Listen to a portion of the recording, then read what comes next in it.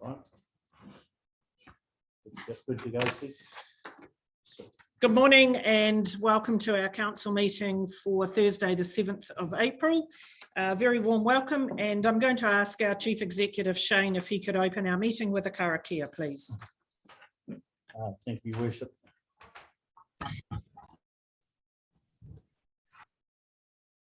Ki hora, ti marino, ki whakapapa ponamu ti moana. Kei huarehi mā tātou I te rangi nei. Aroha atu araha mai. Tātou ia tātou katoa. That's a karakia that talks about peace being widespread and the sea being like the greenstones and a pathway for us today. And let us show respect for each other. Thank you, Shane. Before we go into our meeting this morning, it is with deep sadness that we take a moment to recognise the passing of a previous councillor, Barbara Cameron, an outstanding lady who contributed much both to this council, to her community and to her work she did at a national level. She first was elected to this council in 1998. She served a term and then came back in 2007 and had an outstanding 4-term standing as an elected member on this council, standing down in 2009. And it is particularly sad that 2019, my apologies. And it is particularly sad that Barbara was honoured with a Queen's Service Medal, and due to COVID, she was unable to receive that medal before she passed. And I know she was looking very forward to that. So our sympathy goes to her family, and we are talking with the family about whether they would support Rotary doing some sort of celebration of Barbara's life. But in the meantime, I'd ask everybody to stand for a moment's silence.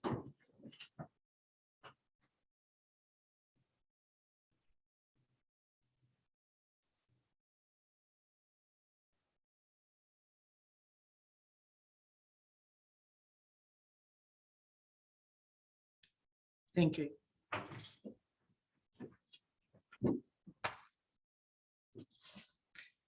Apologies this morning. We have an apology from Councillor G. Taylor. Otherwise, our team either on Zoom or here in the chamber are present.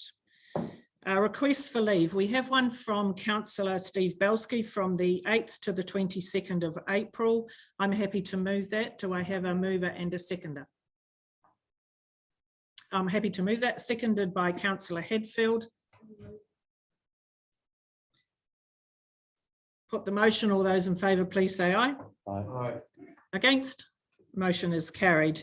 And also with our apology, I'm happy to move the apology of Councillor G. Taylor. Do I have a seconder? Thank you, Councillor Casey. Put the motion, all those in favour, please say aye. Aye. Against? That motion is carried. Thank you. So we turn to the first item on our agenda. This is the confirmation of our previous minutes. We're on page 6. Do I have a mover and a seconder, please? Your Worship, I move that the minutes of the council meeting held 17th of March 2022 be adopted as a true and correct record. Thank you. Do I have a seconder for that?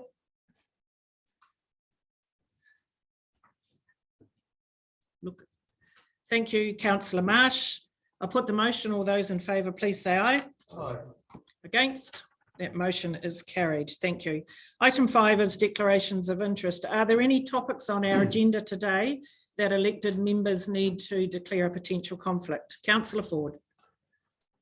Your Worship, I just note that I have a non-pecuniary interest in that I am actually a member of the Farmers Market Management Committee, which forms part of Fielding District Promotion. Thank you. Councillor Casey.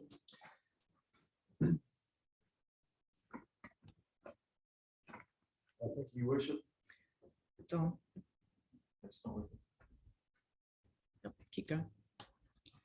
Thank you, Your Worship. I'm the General Manager for Youth Line Central Island. We have a partnership with Sport Manawatū. Thank you. Now I'm just checking on sound. When our councillors are speaking here in the chamber, are you able on Zoom to hear us? Yes, we've got thumbs up, so excellent. Let's hope technology keeps working. Public forum, there are no requests for public forum this morning, no presentations and no late items. So we can go straight to page 16. This is a notice of motion regarding the completion of the Weka Bridge, and this notice of motion has been tabled by Councillor Quarry. So I'll hand it over to Andrew. Thank you, Your Worship. I'd like to move there be a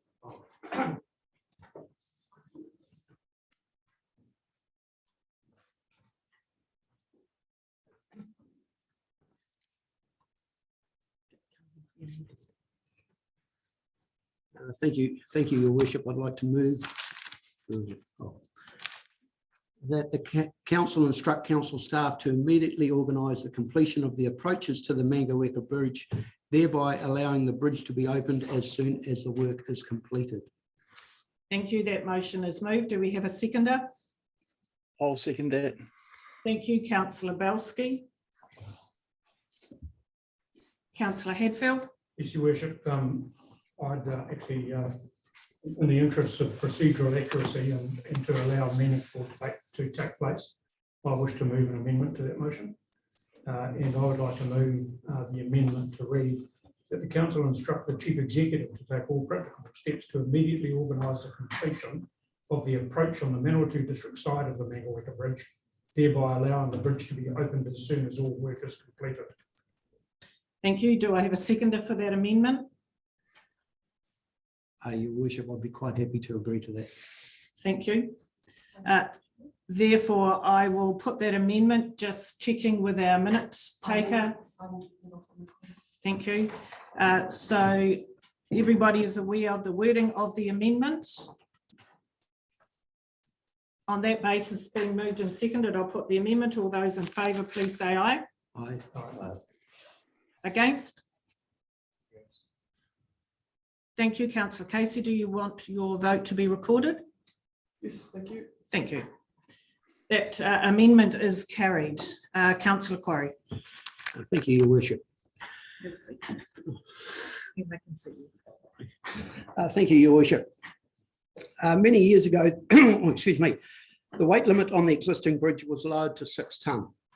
Now, 6 tonne represents light vehicles. It doesn't include medium to large tractors or implements that are attached to. So it's solely based on light vehicles and vans. There was a discussion as to whether council needed to replace the bridge. That discussion was brought to council.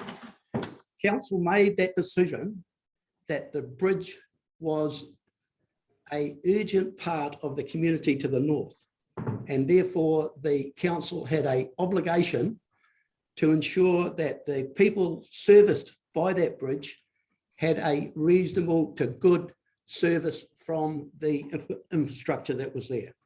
So council had to approve the budget that was allocated for the new bridge, and they also had to approve the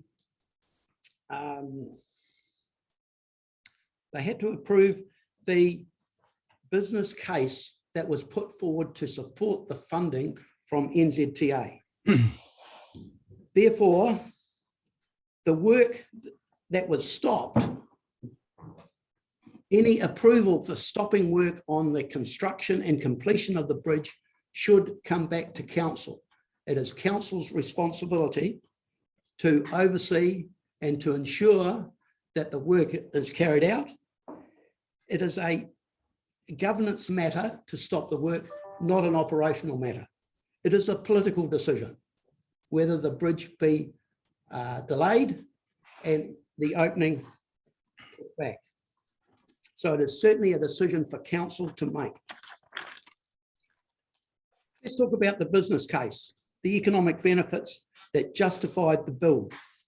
Sadly, the business case will be ignored for 6 months at this stage, and that I find unacceptable. As I've mentioned, the 6 tonne limit is solely for cars and vans. It does not apply to any vehicle heavier than 6 tonne. Over the last few days, I've talked to a freezing company representative. He pointed out that by not being able to use the bridge, it added an hour and a half to the journey of the truck to pick up stock servicing that area. I talked to a business owner at Manga Weka. He found it incredibly frustrating that he looked out of his office at a farm across the river, and he knew that instead of being a 5-minute drive, it was going to take half an hour to get to that farm. That is ridiculous.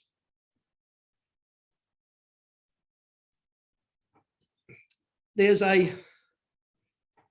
another truck company that have, instead of a 3-minute drive to get to the farm to service the farm that he's due to service, he's got a 35-kilometre drive and a 45-minute time span. And he's doing that 5 times this week. He was not impressed. And that's putting it politely. I've got a conversation with a significant user or would-be user of the bridge. It's costing them $3,650 plus GST per month to use the alternate route. There is an orchard up there that has a B train, a very large truck and trailer, coming in for 6 weeks of the year. The season's passed, 6 days per week, and that adds an extra hour and a half of time to that particular vehicle.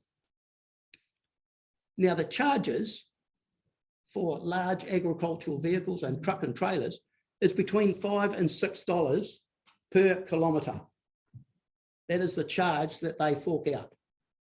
And to have additional hour and a half added to their journey and the distance involved is madness.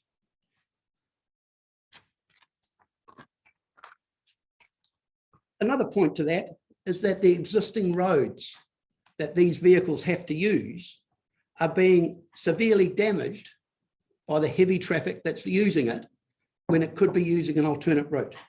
And that was part of the business case as well, that the existing roads aren't built for that additional traffic.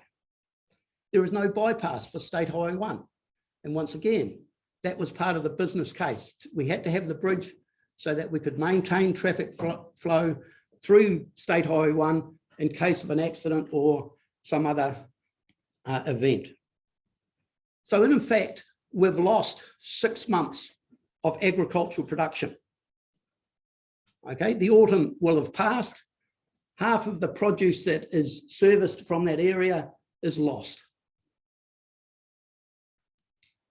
And finally, one of the points I'd like to point out is iwi input in stopping the bridge. Now, I have no problem with consultation with iwi, but consultation does not and should not advance to a veto. Those who don't have skin in the game should not be able to override those that do.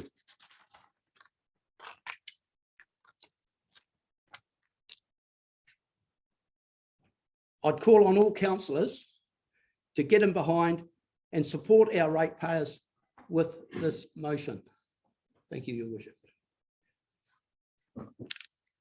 Thank you, Councillor Corrie. Let's open that up for discussion and debate. Councillor Belsky. Yes, it does concern me deeply what is happening up in the north. I fully support this motion completely and utterly. Trevor Benson has told me from the horse's mouth it's a $7,000 a month increase to him. That's massive money. And also Gilmore's, who bring food to Arwestone, they have to stop at the Manga Weka aeroplane garage, and Arwestone has to drive up and get their food. And it's just absurd that this bridge is open. The bridge was open. The old bridge had a barrier across it that no one could go across the old bridge at one stage. And what I understand, the approaches were filled as for those vehicles to travel across the new bridge. People have taken a lot of photos on the bridge with their vehicle, and the contractors were welcoming vehicles across the bridge because it was packing down the foundations on each side, and they wanted big trucks to go across as well. So they found it extremely unbeneficial for the approaches to be settled, because there's a lot of fill in especially the approach on the Ringawahia side, a lot of fill in there, and it needs to be packed down. So there was a plus situation. The trucks could use it. Everything was opened up. And Ravensdown have got a depot at Udaku, and a lot of fertilizer comes in from that top end. And Toto Road is a windy road, gravel road, and it's not acceptable. And I won't go over what Andrew has said, but I can endorse everything he said is factual. And it was a business case that passed the line, that NZTA got on board with this bridge, very essential bridge. And and we have a Public Works Act that we can use that stops that if there's a property that stops progress, and we can use, but there must be something that we can use to open this bridge, because the landscaping is trivial to the amount of traffic that this bridge can take, and the cost of diesel is humongous at the moment. So it's a double whammy. And so I just want to support this motion 100% and get behind our ratepayers who have paid money into this bridge and now can't use it. So thank you for the opportunity. Thank you. Councillor Casey. Thank you, Worship. Just a question in regards to our council officers, maybe through the Chief Executive, just to refresh the timeline in regards to the actual approaches to the bridge and where we sit with that.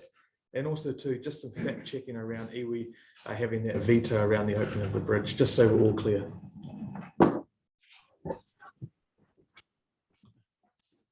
A couple of things there I need to point out.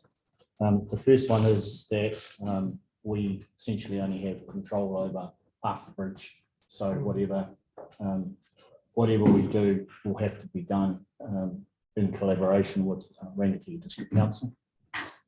So whilst we might have a stance as a council, unless that stance is the same as Rangitikei, then we probably won't move anything forward. So I think it's right to point that out. The second one is this bridge, Hamish will correct me if I'm wrong, was always planned to open in June, July. So what happened was the bridge was able to be completed, or the work on the bridge was able to be completed a little bit quicker than was planned by the business case and also the project plan. Through lack of communication with our partners, they weren't aware of the progress of the bridge.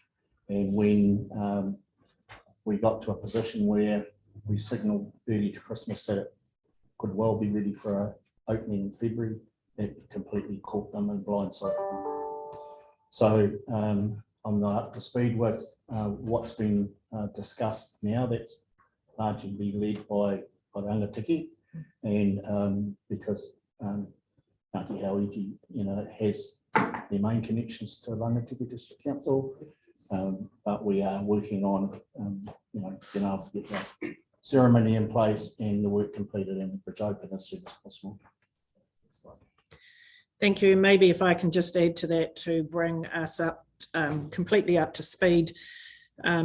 Myself and management with Rangitikei Mayor and management have been in dialogue with the Rangitikei iwi, Ngāti Apa. There has been a sincere apology to Ngāti Apa for the lack of communication from councils about the progress of the bridge and the fact that we were going to be able to complete this ahead of schedule. It's also that iwi, unbeknown to many of us, had decided that they would do a carving, a po, to celebrate this bridge, and their intention was to install that with the opening of the bridge. And of course, they were working on the June-July deadline, and so then said to us, well, our carving isn't ready, therefore we want to wait. The question that I have raised with iwi, with the Mayor of Rangitikei, and as late as yesterday, he went back to iwi seeking confirmation. The question I have asked and haven't been able to get an answer to is, the suggestion has been for that to get the bridge open for the economic benefit that it would have to both communities. What is culturally wrong or insensitive about having an opening for the bridge now? And then when the PO is completed, we celebrate that with another opportunity at the bridge with iwi. Unfortunately, I haven't been able to get an answer, and neither has the Mayor of Rangitikei. The answer from iwi is no. Councillor Hadfield.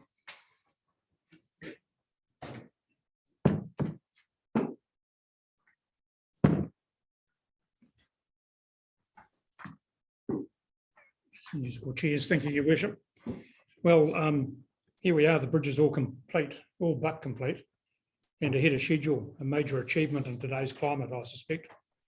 And my view is it's something that we should be extraordinarily happy to celebrate. It certainly doesn't happen that often.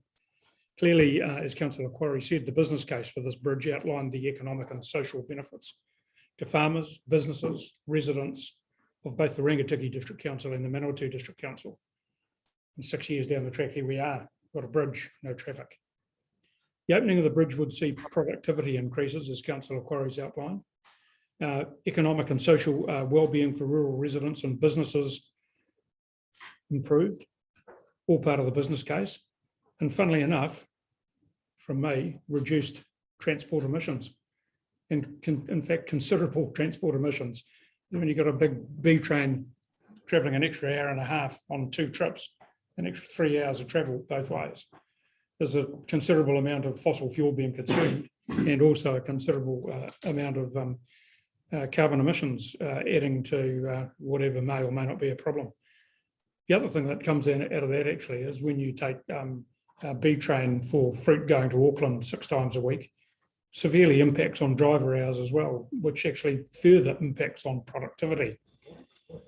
Manawatu ratepayers and Rangitikei District ratepayers contributed between $2.5 to $3 million each for this major infrastructure project.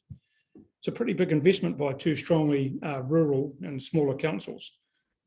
My view is, on that basis, it's imperative that those ratepayers who've made the investment can make use of the bridge. And unless there's a technical or engineering reason why that cannot occur, I can't see why it can't go ahead. I haven't been acquainted with any good reason, although Her Worship has just informed us of a few reasons why the opening of the bridge could not be expedited forthwith. And, you know, in life, many things we do. We have, well, actually birth's a good one, you're born, that's a ceremony. And normally a lot of people are christened. Well, it doesn't happen straight away, it happens a bit later on. Now, that might be a bit of a puerile way of looking at it. But at the end of the day, my view is that having a blessing and a ceremony, as iwi's want to do and required, which we all support, I imagine, is something that, in my view, can occur at a later date.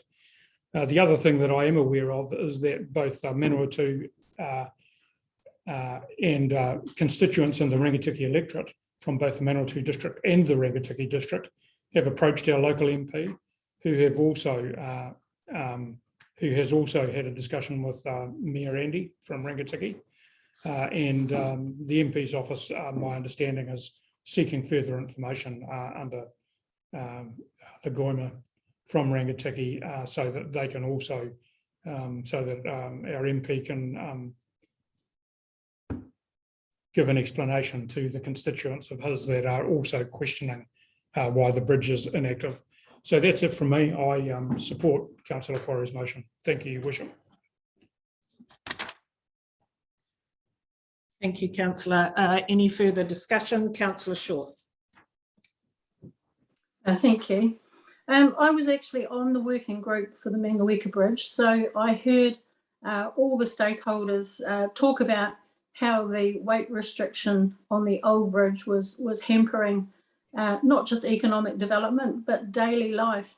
Even the Manawatu fire engine is too heavy for the old bridge, although the agreement with the engineering team is that if there was a fire, the fire engine could go across, but then the bridge must be shut and inspected before anyone else could use it, because I think the fire engine fully loaded was at 10 or 12 tonne.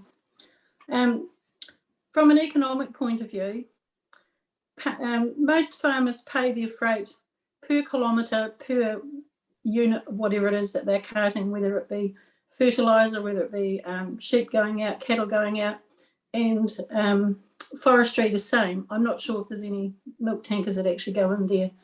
The bridges that are the alternative are considerably to the north and considerably to the south. And this council's already had to spend a lot of money buffering the bridge to the south, the Otara Bridge, because of all the extra traffic it's been getting, especially in freight. However, I do understand the sensitivities with iwi. And actually my understanding, Mayor Helen, was it was Ngāti Hauiti more so than Ngāti Apa, which is the Taihape iwi. So I do support Andrew's motion, but I do implore the Chief Executive and Mayor Helen to continue working with the Rangitikei District Council. Sounds like there hasn't been a face-to-face meeting where you've all been able to talk together, even if it has to be a virtual one. I totally agree that the opening should go ahead as soon as possible, and we can have a special celebration when the Po is brought in, just as we did when the first sod was turned, and we had a celebration then. So I do support Andrew's motion. Thank you. Just to clarify, Councillor Short, yes, there has been, they've been by Zoom, but there has been Zoom meetings of all parties, and agree that it doesn't help when you can't actually meet face to face at the moment. Any further comments? Councillor Ford. Yeah, thank you. And I think this is it's a difficult situation that we find ourselves in, and I always sort of try and work out, in my opinion, what's fair and reasonable. I think the first thing is that Ngāti Hauiti, and I apologise if I get the pronunciation wrong, do definitely deserve an apology for the lack of communication. I also acknowledge the lack of communication was not deliberate, it was just probably an oversight, but they were given June, July as a finishing date, and the thing is that the bridge is finished a lot sooner, which, as Councillor Hadfield said, is a great thing. However, it is absolutely right that we give them an apology, which I understand has happened, and I'm sure we can all reinforce that apology. And also a big thank you to iwi for carving the Po, which will be a great addition to the bridge. So we've heard about the business case. The business case was proven. Way back in the early stages, I was keen to see that the business case did actually prove the need for the bridge, and it did. And that was confirmed by two councils and Kotahi. So that box is well and truly ticked. So going back to being fair and reasonable, I think involves a compromise. And are we still, my question to the operational team is, are we still talking June, July? Because if we are, then I think that's unreasonable in terms of a delay. I mean, if it was later this month, I think I for one would live with that and say, okay, for the opening. But I believe that the compromise, which has been suggested and mentioned already, which is the two ceremonies, the opening and the Po installation, that seems to be a reasonable compromise. And to date, we haven't had an explanation why two ceremonies is inappropriate or can't take place. So I'd just like clarification around the likely opening date, is that still in June or July? Because if it is, I will be supporting the motion. Thank you. Maybe through the Chief Executive or our GM Infrastructure, we might be able to get a response to that. I haven't got a date. Thank you. Hand you over to Hamish.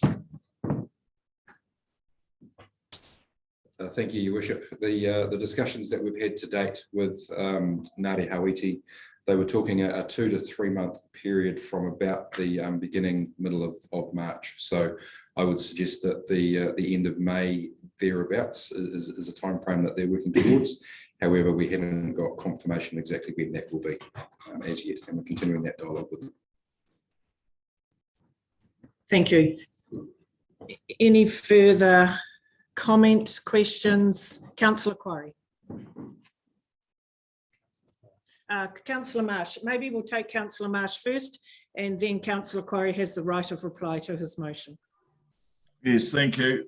Sorry for background noise. There's a helicopter going over just as I started speaking. Yes, I've listened to the dialogue up to now and agree in concept to all of it, and will be supporting the motion.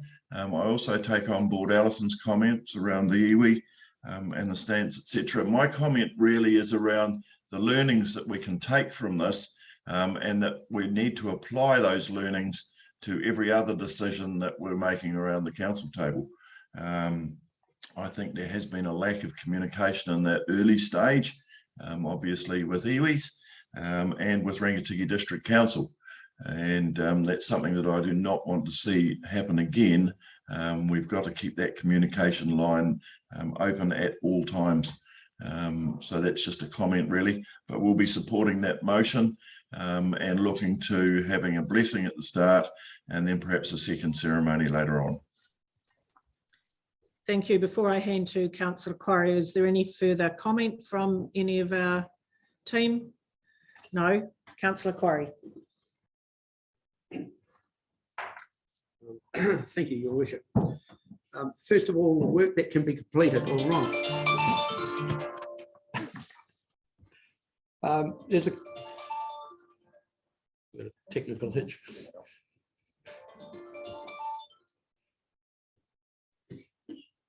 First of all, I'd like to stress that the stopping of the work should be a council responsibility. It is us that have the governance role, and it should be us that stops the work in the first place. The second is that the Arlestone side, I understand, is the side that requires significant work.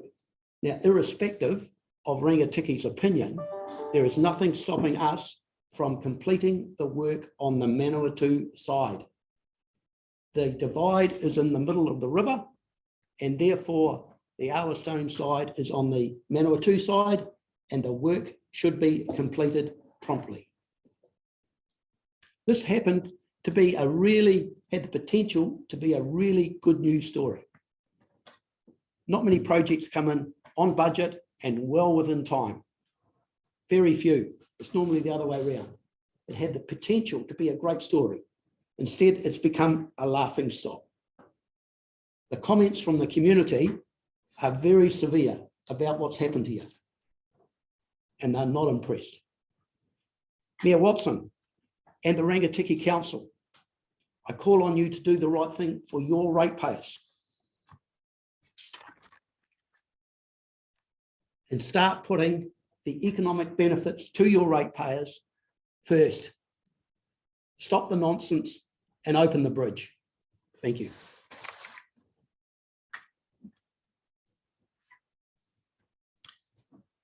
Thank you. So we have the amended motion, which has been moved and seconded. I'm now going to put that motion. Division, please. Thank you. Division has been called, so let's go around the room. Councillor Campbell. That is a yes. Councillor Marsh. I'm just looking at that motion again. Should we include something in there around the iwi? And I haven't given that the thought. I'm putting the words to it. but around perhaps the two ceremonies that we have. I don't. Your worship, we have a motion. I think we should just put it. Thank you. We can't now go back and play around with the motion. We have to put this motion on the table and either agree it or not, because it's amendment to the substantive motion. Yeah, and the other thing is, I think it would be unreasonable for us to put anything in a motion regarding iwi without actually talking to iwi. Too right. Yeah. Thank you. So the motion as it stands. So Councillor Marsh, your vote is? Yep, thank you for that explanation. Yes, in favour. Thank you. Councillor Short? Yes. Councillor Ford? Yes. Thank you. Councillor Belsky? Yes. Thank you. Councillor Hadfield? Yes. Thank you. Councillor Quarry? Yes. Councillor Casey? Yes. And myself is a yes. Now, have I missed anybody? Thank you. That motion is carried. Thank you very much. Thank you for the discussion.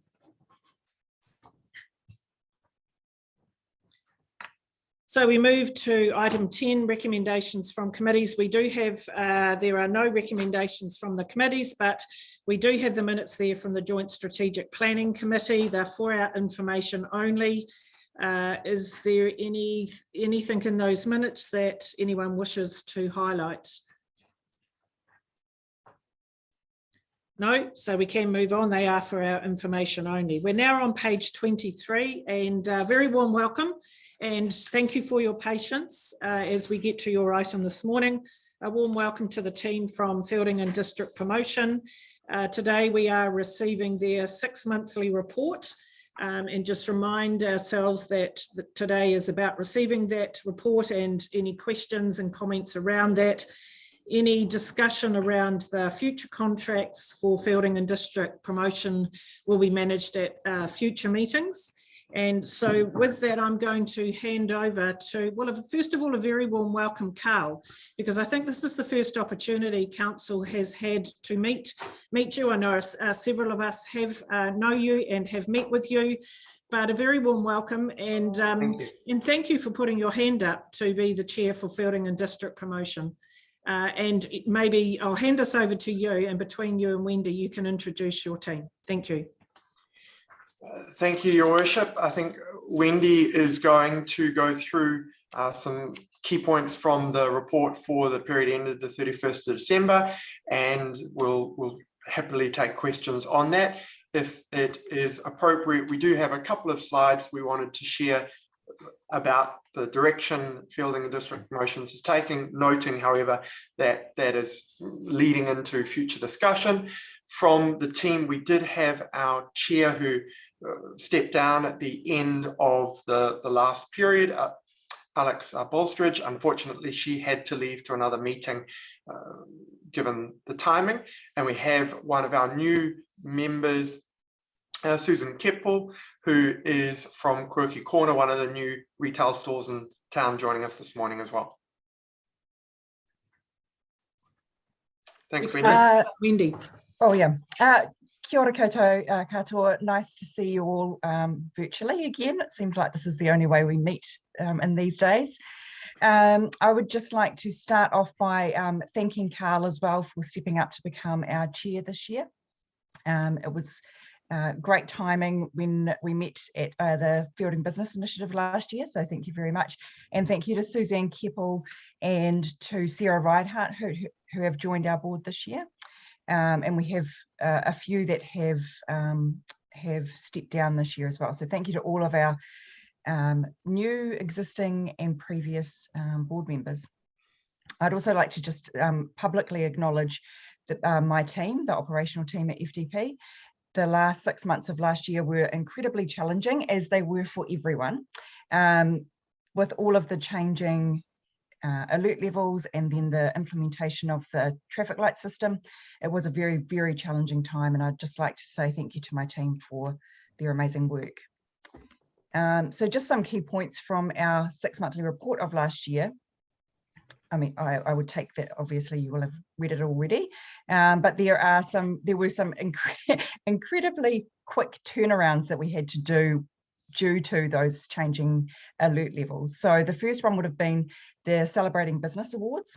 So they were due to happen in September, at the end of September, as a gala dinner in sort of a traditional sense of an awards ceremony. And unfortunately, due to COVID, we did have to change it up. But we really did want to make sure we could acknowledge and support those businesses that had been nominated. So that that event went virtual, and it was very, very successful. So we continue to have clicks on those links and people still watching. We did a lot of social media around that event, and also on our website. If you go visit our website, on our business tab, every business that won an award has a landing page with information about why they were nominated. So it was very, very successful. We had a lot of nominations and great feedback. The next unfortunate side effect of the end of last year was Rural Day. So that was due to happen in October, school holidays last year. And because we were still, I can't actually recall what, I think we were at alert level 2 at that time, that event could not take place. We postponed the event to the beginning of March in line with rural games. And again, unfortunately had to, we jointly had to cancel that event because of the alert, the red light setting at that time. And the last event of the year was what would have been the traditional Christmas parade. And again, another one of those things that we had to shake up and change up. So I would like to personally thank Kathy Gibson from Manfield and her team for partnering with us to bring the community some spirit of Christmas. For those of you that attended, you will have seen the chaos of the gridlocked traffic in town. It was a very challenging event to pull off in such a short time frame. And again, like to acknowledge my team and the wonderful volunteers that stepped up to help. And a special thank you to Albert James, former councillor of MDC, for being our Santa. It was a very exciting event, and I'm very proud of how many people actually engaged. So while it might have been chaotic with the traffic, and unfortunately we did not get the buy-in that we would normally get for a traditional parade, it was obvious that the public really were starved for something to do. So just wanted to say thank you to the whole community that got involved, and let's hope this year we can move it back into the middle of town. Otherwise, everything else within the report, I think I'm happy to take any questions or comments. Thank you, Carl or Suzanne. Welcome, Suzanne. Would you want to make any comments before I open it up for discussion? Your Worship, if appropriate, I think it might be valuable if we were to share we've got 4 slides on where fielding and district promotions is at, because one of them does speak to recognition of some of the things we could have improved on in terms of the period, but at the same time speak to the future. So if appropriate, it might be appropriate to share those now and then take questions as a collective after. Thank you. Thank you. So entitled Looking to the Future, Fielding and District Promotions Draft Forward View, just to give a sense of where we feel fielding and district promotions is at and what we're looking to do going forward. Wendy, feel free to add anything as I go through the 4 slides. So first of all, thank you to the new board and the team that we've had join the Fielding and District Promotions Executive Committee. Thanks for the confidence in the team for asking me to step in and support the process for the next year as we go through these changes. It's great to see retail joined the Executive Committee along with promotions expertise in the form of Sarah. And obviously the executive team supported by the great work that the team employed staff led by Wendy do. A couple of reflections on the period ended the 31st of December, and for some reason they're not coming up. Here we go. First of all, an acknowledgement that there is a need to improve the practices around the collection of data for evidence in the results-based accountability framework. We've provided as a late part of the report for the period ended the 31st of December, the results-based accountability framework with some numeric and narrative, but we're looking to ensure that that's more effectively addressed in the current period and for any future periods. Secondly, there's a recognition of the areas for significant improvement in terms of engagement with business, the community, and with council, and work has already started in that regard. And I think some of you have already seen the involvement that we're looking to have to improve that engagement and address some of those relationship issues that will support the strategy looking forward. Thirdly, understanding the need to review how we deliver information centre services in 2022 and beyond. And there's a note there that that's regardless of where the service is ultimately delivered. And part of our thinking is how we can look to really be creative and reimagine the role that fielding and district promotions plays in that space. And lastly, a reinvigorating of how we engage with the Manawatu District Council, with businesses, including retail and industrial and consumers in relation to the role and responsibility fielding and district promotions has for driving debate, change and engagement facilitation on behalf of council, but also for business and consumers or clients, depending on the word that you choose to use in that space. Wendy, is there anything you want to add to that? Yeah, I just would like to add that over the last year and a half, I've spoken to council on multiple occasions about the need for us to build internal processes. So when I started in the role 2 years ago, we had no internal software to be able to capture data in the way that that is required under the results-based accountability framework. So I'd just like to say, yay, we've finally got a CRM, which is a customer relations management software that's just started to be used this month. So finally, that project has taken quite a significant amount of time because of resourcing issues with the software company that we have been using, but it's finally up and running. And so we will be able to capture data a lot more easily and quality data, not just quantitative. So thank you for your patience. Thanks, Wendy. Second to last slide to touch on is Manawatu's Great Easter Hunt. Thank you to those of you who have supported it, to the great support we've already received from the business community as well.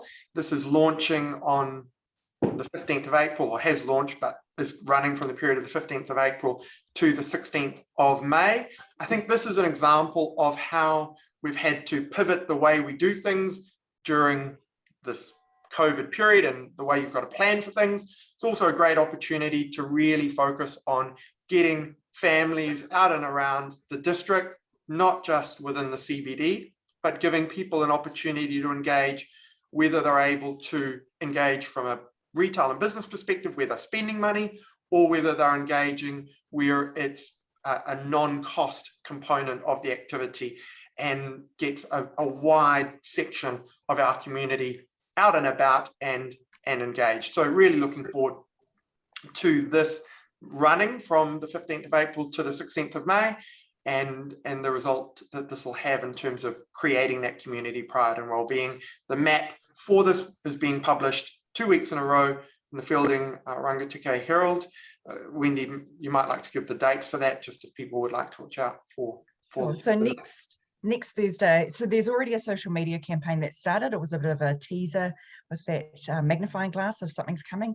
So it's running dually on Facebook, Instagram, and through the Fielding Rangitikei Herald, and also on our website.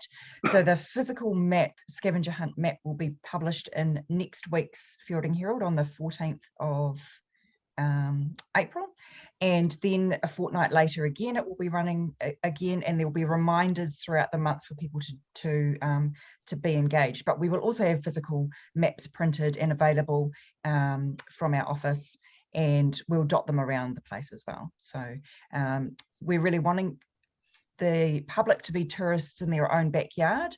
That's the whole point of this promotion, is to try and get people out and about.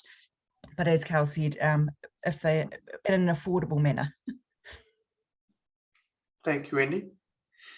And lastly, to give a little bit of a sense of where Fielding and District Promotions is looking to go, we wanted to share the draft strategy, the keyword being draft, in that a big part of the focus looking forward is how do we refine the role of Fielding and District Promotions to be about what it can do best within the ecosystem of organisations that are within the Manawatu district and the wider Manawatu, with roles and responsibilities related to different components of making this district great.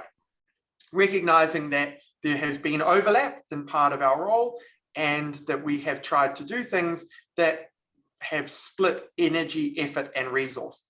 So we're looking to focus on these three key pillars: creating community pride, being the heart of the district and telling the district's story. In the creating community pride, really sits the events that we're involved in, the Christmas Carnival and the support for the parade, the biennial business awards, other major events that we are looking to either be involved in or support, and of course the farmers market. Being the heart of the district, being reinvigorating that role that we play in being the champion for the CBD, retail and industrial businesses, and that focused, and the keyword here being focused business and community engagement with wider support for the business community, leaving things like the direct training and other activity that maybe we've touched on in recent times to other organisations, as I say, within the ecosystem. The third pillar being about telling the district story, the reimagined information centre, and there's some really exciting thinking going on around that. There is a korero that will happen with officers within the Manawatu District Council around this as well. The website, social media, the role we play there, on track promotion of events in Fielding and District, and of course the sale yard tours and reinvigorating that now that COVID and the traffic light settings are allowing that to commence again soon.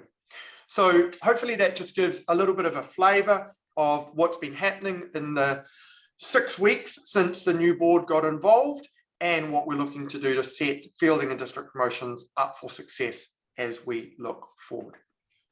Thank you, Your Worship. Happy to take any questions. Thank you. Appreciate that.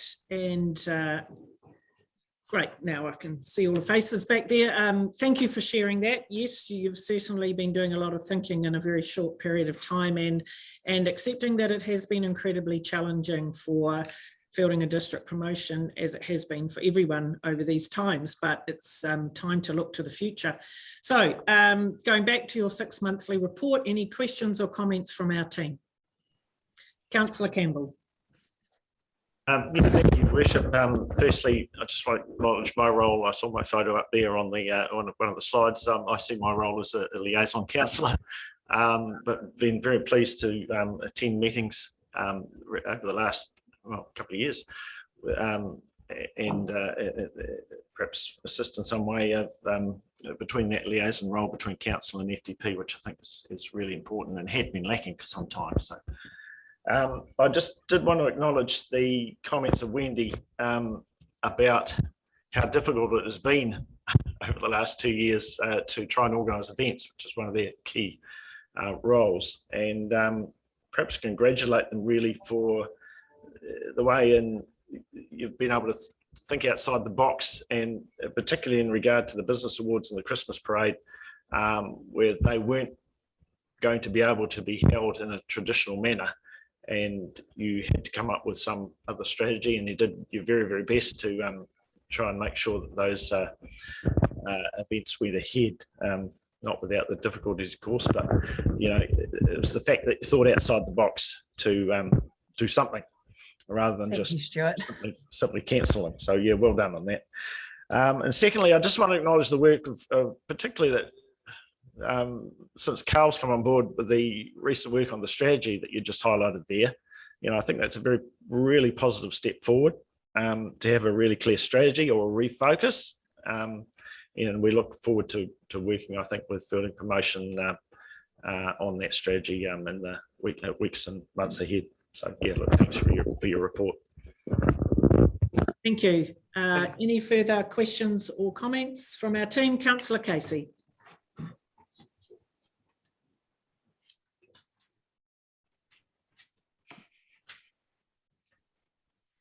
Yes, thank you, Your Worship.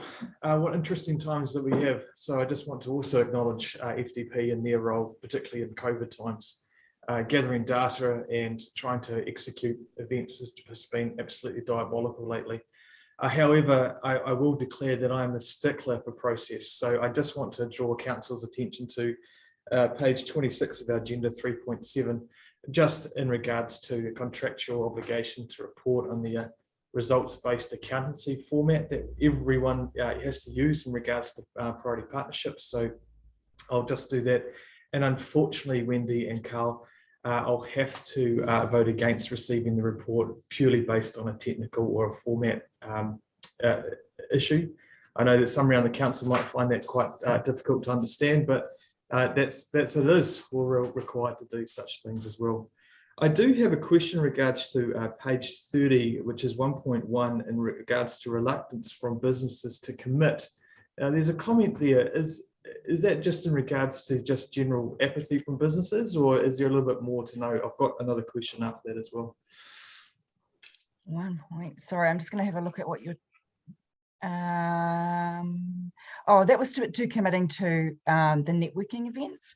So due to COVID. Sorry, I'm just trying to look at both screens at the same time. Due to COVID at the end of last year, we did have a lot of reluctance for businesses to actually open their doors to have people come in to do networking events, and that was the reason that they gave. They didn't want to put the risk of having to put the thought and effort into running what they call an event, but also just that they didn't want to have extra people in unless they were really buying from them. So that was the reluctance that we had for the networking side of things at the end of last year. Yeah, no, thanks, Wendy. Completely appreciate it as well. Just quickly, so don't hold up council process too long. Just want to head to page 43 of our agenda, which includes some data report. Thank you for that, by the way. Which I understand, I think if I'm right, it's page 16 of your report. Okay. So it's about what is inquiry about, and there's two graphs there. Oh yeah. Excellent. It's just. Sorry, I'm just trying to juggle papers and laptops and stuff. It just ties into our library development, and if you think about the inquiry as well, there's a large amount of genuine inquiry. That's the top. The top graph there is that comment under coloured bar under general, but also to reinforces again just underneath that as regards to what is inquiry about. You got local, national, and then the total, and I see a great portion around local inquiry, and I think there's an opportunity here to tie in with the library development, having the eyesight in there. It's all about information, and it's all about people seeking information. So there's an excellent opportunity to integrate that into our library development, and just wondering to get some comments from that. Thank you, Your Worship. Maybe if I comment on that, Councillor firstly noted regarding the results-based accountability, we did submit the results-based accountability with what data was available and have made that commitment to address that issue going forward as noted. In terms of the library as a positioning for the information centre, there's discussions that are occurring around this idea of a reimagined information centre, and I think that as we have that dialogue and that korero, we'll be able to come back with what we would recommend from a fielding district promotions perspective, along with council officers, and I think potentially with the discussions that we'll be having directly with you. I would just like to acknowledge those two graphs that Councillor Casey was talking about. The overwhelming majority of people that come into the information centre are local people wanting local information. And I've actually gone just to be out of interest, gone back through all of the statistics since the beginning of time. So since they were kept electronically, which is about 12 years, and generally that's always been the case. The overwhelming need for the information centre has been from a general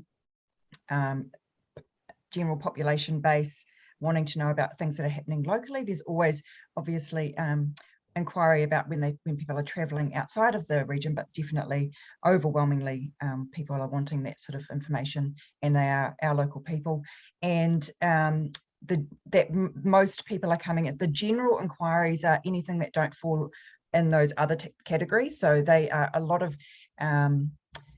what we would call citizens advice. So and a lot of new residents coming to the region wanting to know information, and then just like literally general inquiry about clubs or things like that. So Thank you. Councillor Short. Thank you.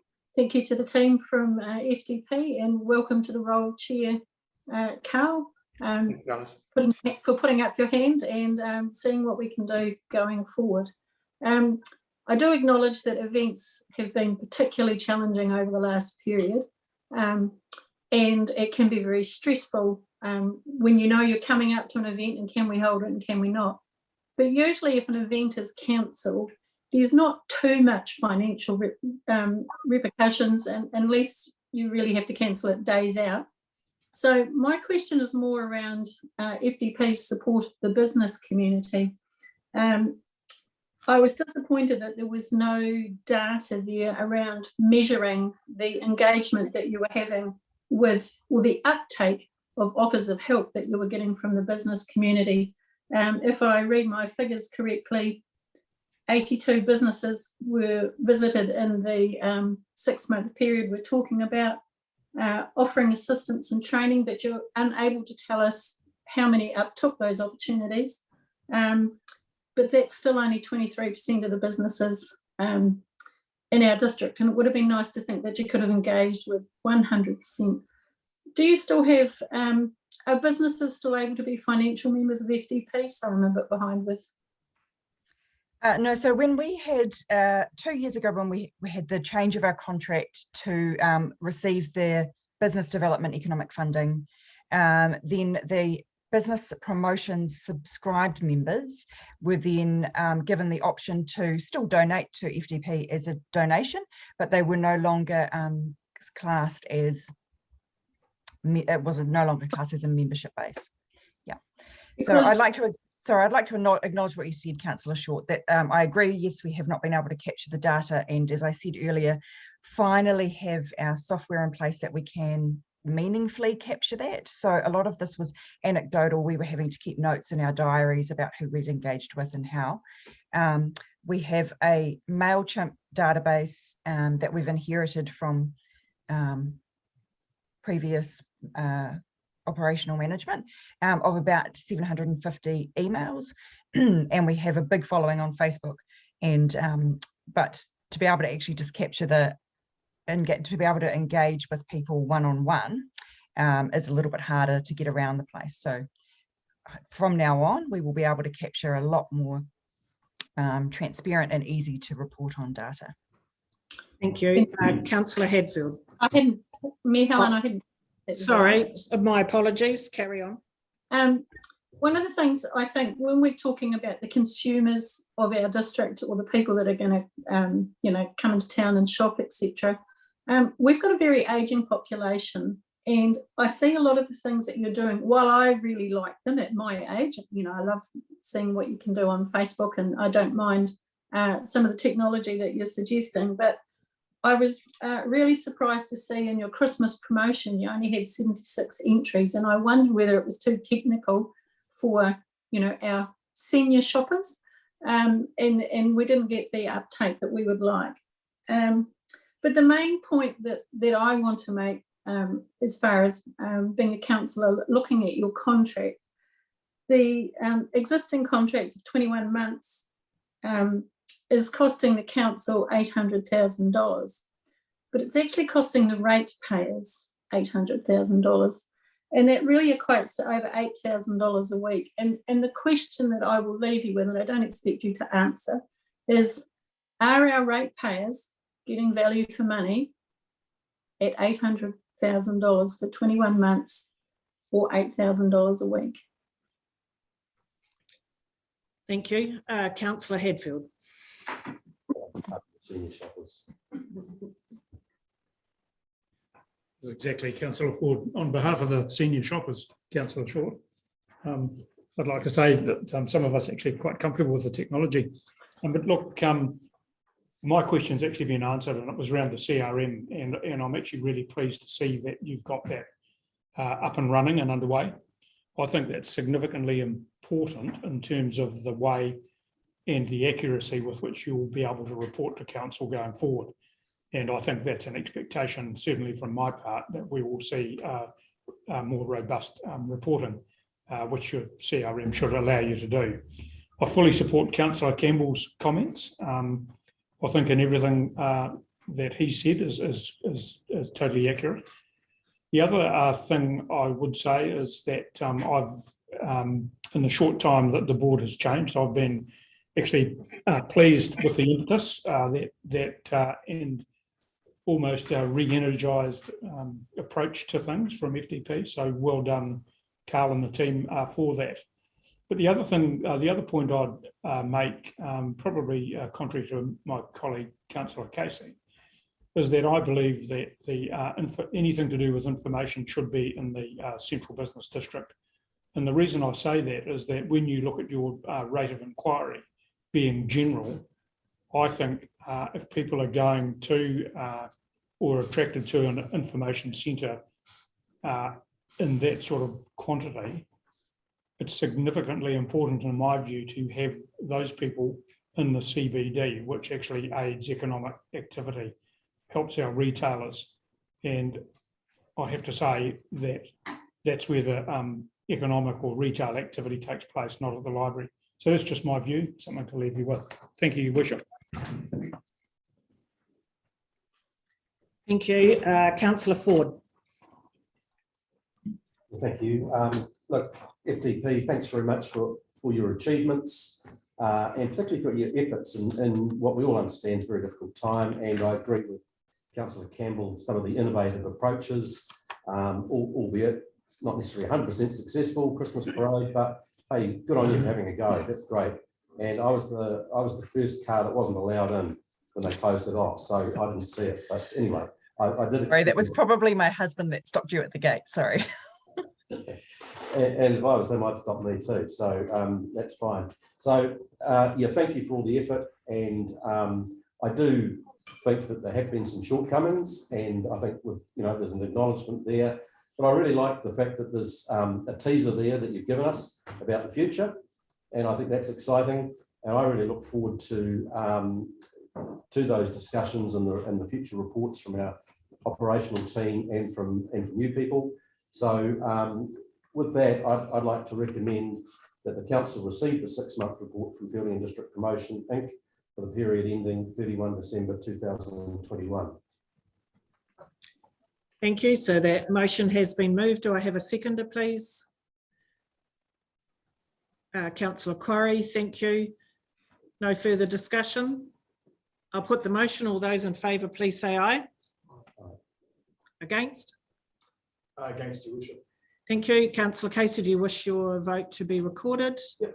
And the following statements are not accepted with regret due to incomplete information. Thank you. That motion is carried.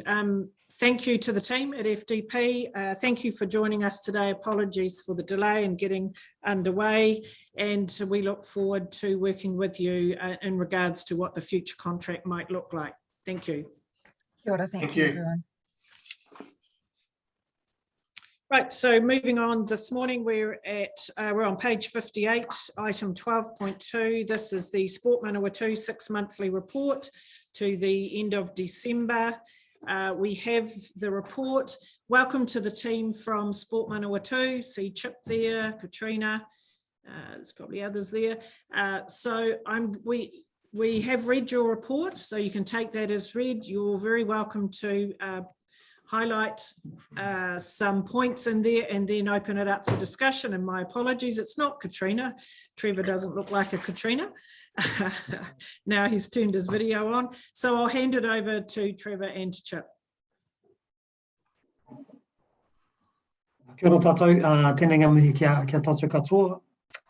He mihi tuatahi takoto mai rā i te whaia moe mai i te ringa kaha o te atua, i te whānau, ki te tangi te ngākau, mā te atua koutou e manaaki i te wā pauri, no reire te whaia e moe takoto mai rā. He mihi hoki ki te rangatira a Shane, mō tō karakia mō tēnei ata, no reira ka nui ngā mihi kia koe. No reira i aku rau rangatira mā ngā morangi ngā hapai o ki muri ka nui ngā mihi kia tātou katoa. Kia ora everyone, thank you for the opportunity to present our 6-month report. I see you are right, Your Worship. Yeah, I'm not as good looking as Katrina, but nevertheless, it is really good to be here and have the opportunity to present our report. I will just also just, I think it might be appropriate for me just to acknowledge that, you know, my iwi affiliations on my father's side, I'm Ngāti Kauwhata, he uru no te waka o Tainui, and on my mother's side, I'm from Ngāti Hauiti, he uru no te waka o Takitimu, no reira, ka nui ngā mihi kia koutou. What we're going to do in terms of the report and our presentation that we've prepared, we want to keep it really short and sharp and hopefully to the point. I'm going to touch on a couple of things and then I'm going to hand it over to the active rec advisor there, Chip, who's done most of the heavy lifting. And then right at the end, I'm just going to do a summary on some of the challenges that's happening in the sector to date, just to give you the broader context around where this work sits within the full context of this mahi. So, have we got the presentation? Has council got the presentation? The slides? Steph, do we? Need to share the screen? Oh, yes, please, yes, Chip. Yes, thank you. There's only 6 slides, so it'll be... Probably should start at the top. Yeah, that would be good, Chip. Thank you. So if you go to the next slide, Chip. So just a reminder around the outcomes that we're aiming for around exceeding the national average for physical activity, obviously having the skills to safely and confidently cycle and walk, you know, around the active transport network and system. Everyone is encouraged to be active and use the sport and recreation facilities across the district. And sports events create social opportunities and economic benefits. Obviously, the presentation beforehand talked a lot about the challenges in that event space. So again, you're not going to hear a lot that's different, apart from the fact that we have really focused on developing some online activities to be able to meet that need. So if I hand it over to you, please, Chip. Yeah, thanks, Trev. Thanks, Your Worship and councillors. It has been very well documented, obviously, by FDP regarding the struggles around the COVID times and everything. So it's unfortunately becoming something that seems to be said quite often, but I think it also needs to be acknowledged in our sector, like Trevor just mentioned as well. So on that first slide there, I first of all would just like to thank again Your Worship and the council for the use of the chambers that you see in that photo there. That was for a Te Manawa funding workshop that we were able to hold within there. You can see a great turnout. There was also a council representative in Janine Hawthorne was able to come and present a little bit of funding there, options from the council to some of our stakeholders. So that was very much appreciated. So thank you. I think the big thing that we just talk about here is that there was a new initiative that was launched called the Healthy Active Learning Team. And this team goes around to the decile 1 to 4 primary schools in the region. There's 3 of those schools in the region, North Street, Lytton Street and Tangi Moana. So it's a team that is helping with children and in that primary school age that generally aren't healthy to become healthy and active. Not so much the healthy, more the active side. There is nutrition and a lot of that stuff based around that as well. So it's a very good initiative that is run from, at this stage, from 2022 to 2025. But we were lucky enough and fortunate enough to have this team on board before the start of 2022, so they were able to hit the ground running. So that was awesome that they were able to do that. So we see with the next one there were 75 students from Manchester Street that were able to attend the Bike Ready program. I think that the big thing, there was a little bit of a survey put out, and 65% of the children said that they ride their bikes for fun or for play, which I think was a really good little bit of an information grab. And on top of that, there was 38% of them that use their bikes to ride to and from school. So as a part of the program, we are trying to have that number increased. Obviously, some of the rural areas, obviously that becomes a little bit harder. But around the Fielding area, we really are trying to increase that 38%. And along the education of these Bike Ready programs and the confidence the children gain, we're hoping that that's able to increase going forward. Number 3 here. So there were 3 community pop-up places to play, which we use as a way to promote, obviously, the local parks and reserves, the places and spaces within the region. That photo that is there, I think, is a very, very good space that is potentially underutilised next to the library there on the corner of Hobson and Stafford Streets.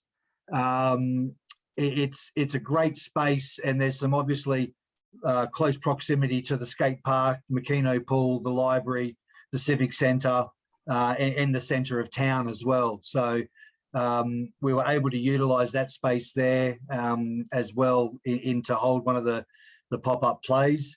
And there has been a sport readiness tool that we've put out, and for the summer codes, we're able to capture some data going forward, which we're collating at the moment and getting all of that sorted.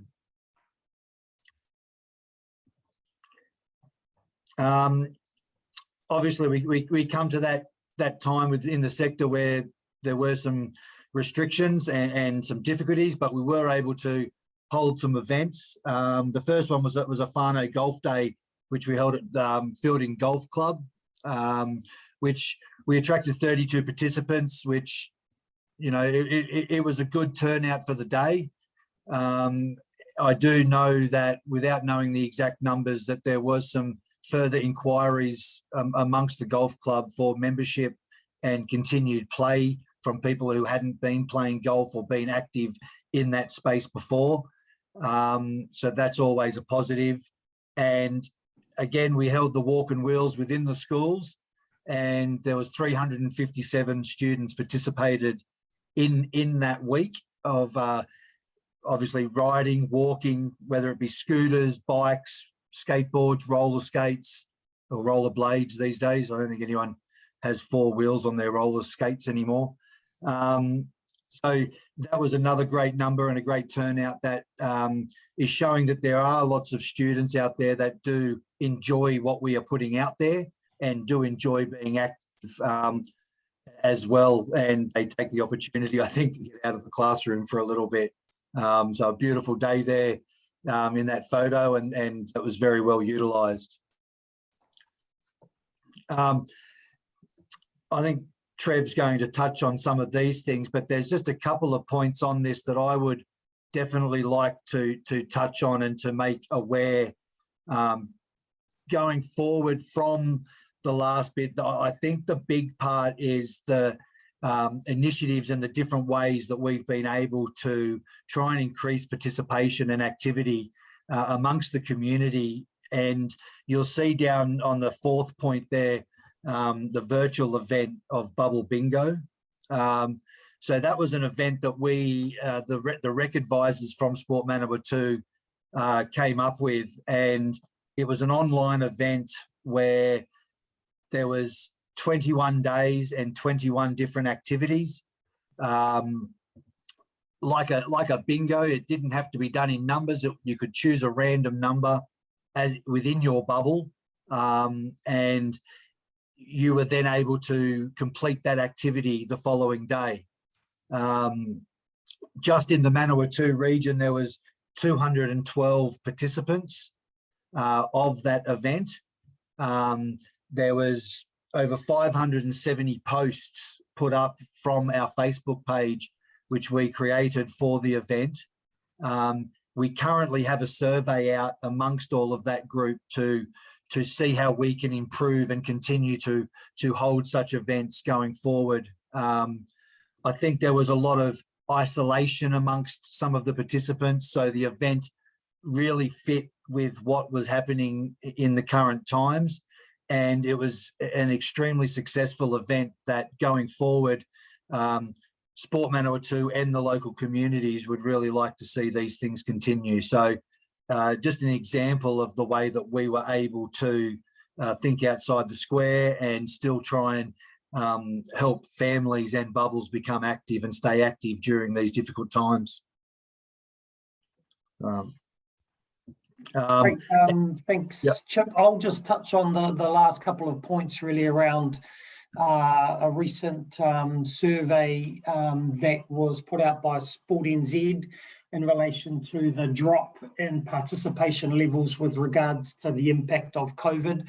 So again, that we're anticipating that is going to be a bit of a trend for a little bit while longer as we start picking up the increase in participation numbers. For that to happen, there's been lots of different resource put into different ways of operating. So the Tū Manawa Fund is a really good example of how that's been utilised. But also Sport Manawatū with our strategic plan that's due to be completed the 30th of June this year. We will be looking to utilise some of our reserve to be able to look at how we might be able to support the wider system around being sustainable. Lots of and I know with this council have been really positive around the engagement and the discussion around some of these issues, but certainly being able to support our sports and our wider sector regionally and locally to be able to think outside the square, to be able to think about what innovation looks like, giving some resource to be able to enable them to try different activities and different things. So I think that's part of some of the challenges that we're going to be facing going forward. So on that note, I'm happy if that's covered all the points. I'm happy for Chip to answer all the hard questions and for me, Katrina, just listen in if needed. Are we happy for me to stop sharing the screen? Thank you. If you could do that, that would be great. Then I can see who has a question or a comment. Thank you, both of you, for highlighting in your report. Let's open it up for discussion. Any of our team questions, comments? Councillor Campbell. Two questions. One, in regard to the healthy active learning, there was only the 3 schools you mentioned there. Are they the only 3 schools we've got that are decile 1 to 4? I don't know the decile ratings of every other school, but I would have thought there might be 1 or 2 more than that. No, correct. It is only those 3 schools. Okay, thank you. Second one was various comments in there regarding the She Loves Golf program, which I'm aware of and I know has been very successful. What was your involvement in that? My involvement was practically everything around the organising of it.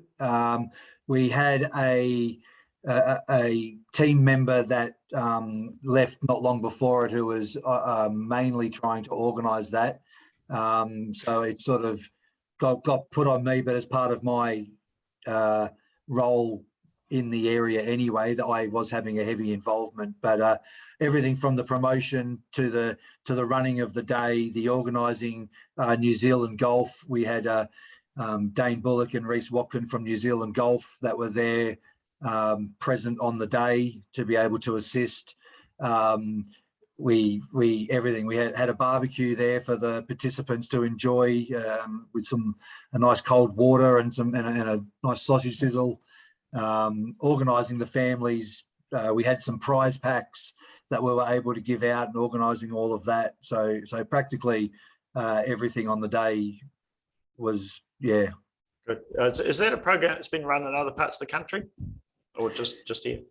No, I do believe that through New Zealand Golf, they have had some previous participation in areas, yes. Thank you. Councillor Campbell, what I would say is lots of national sporting organisations are aiming to do smaller bite-size kind of activities to get people involved. So you'll find that that's going to become more frequent as more and more sports and active rec organisations try to provide, small bites to get people enticed into their sport. So, with She Plays Golf, and I know that I think you're reasonably handy yourself at golf from what I've heard, that, She Loves Golf, there's a real challenge around playing 18 holes and the technical part of playing golf. So the social aspect of coming together, hitting some golf balls and then having some social time is part of what they're trying to build. Yeah, no, thanks for that, Trevor. Does that mean you're getting approached perhaps a bit more often by national sporting organisations like NZ Golf to assist with programs and initiatives that they've got? I don't know who comes up with the idea. I suppose I think that one came up. It was an idea of NZ Golf, wasn't it? I'm not sure. Yes, it is, but it's about how we leverage off it within our region. So being able to utilise, it's much easier for us with New Zealand Golf because New Zealand Golf is actually in our office. So their staff actually live with us. So it's much easier to develop these types of initiatives together. But you will see that we had the holiday program earlier this year where we had 11 sports and active rec, skateboarding, all sorts. And again, the kids get to try, they rotate around, get to try snippets of the sport. And then the task is around finding out which ones of those sports they liked to be able to help them look at joining or being part of it. But to do that, the clubs have to be able to take them on board and know how to bring them into their system because they're not always looking for different types of kids. Thank you. Thank you. Thank you. Any further questions, comments from our team? Councillor Hadfield.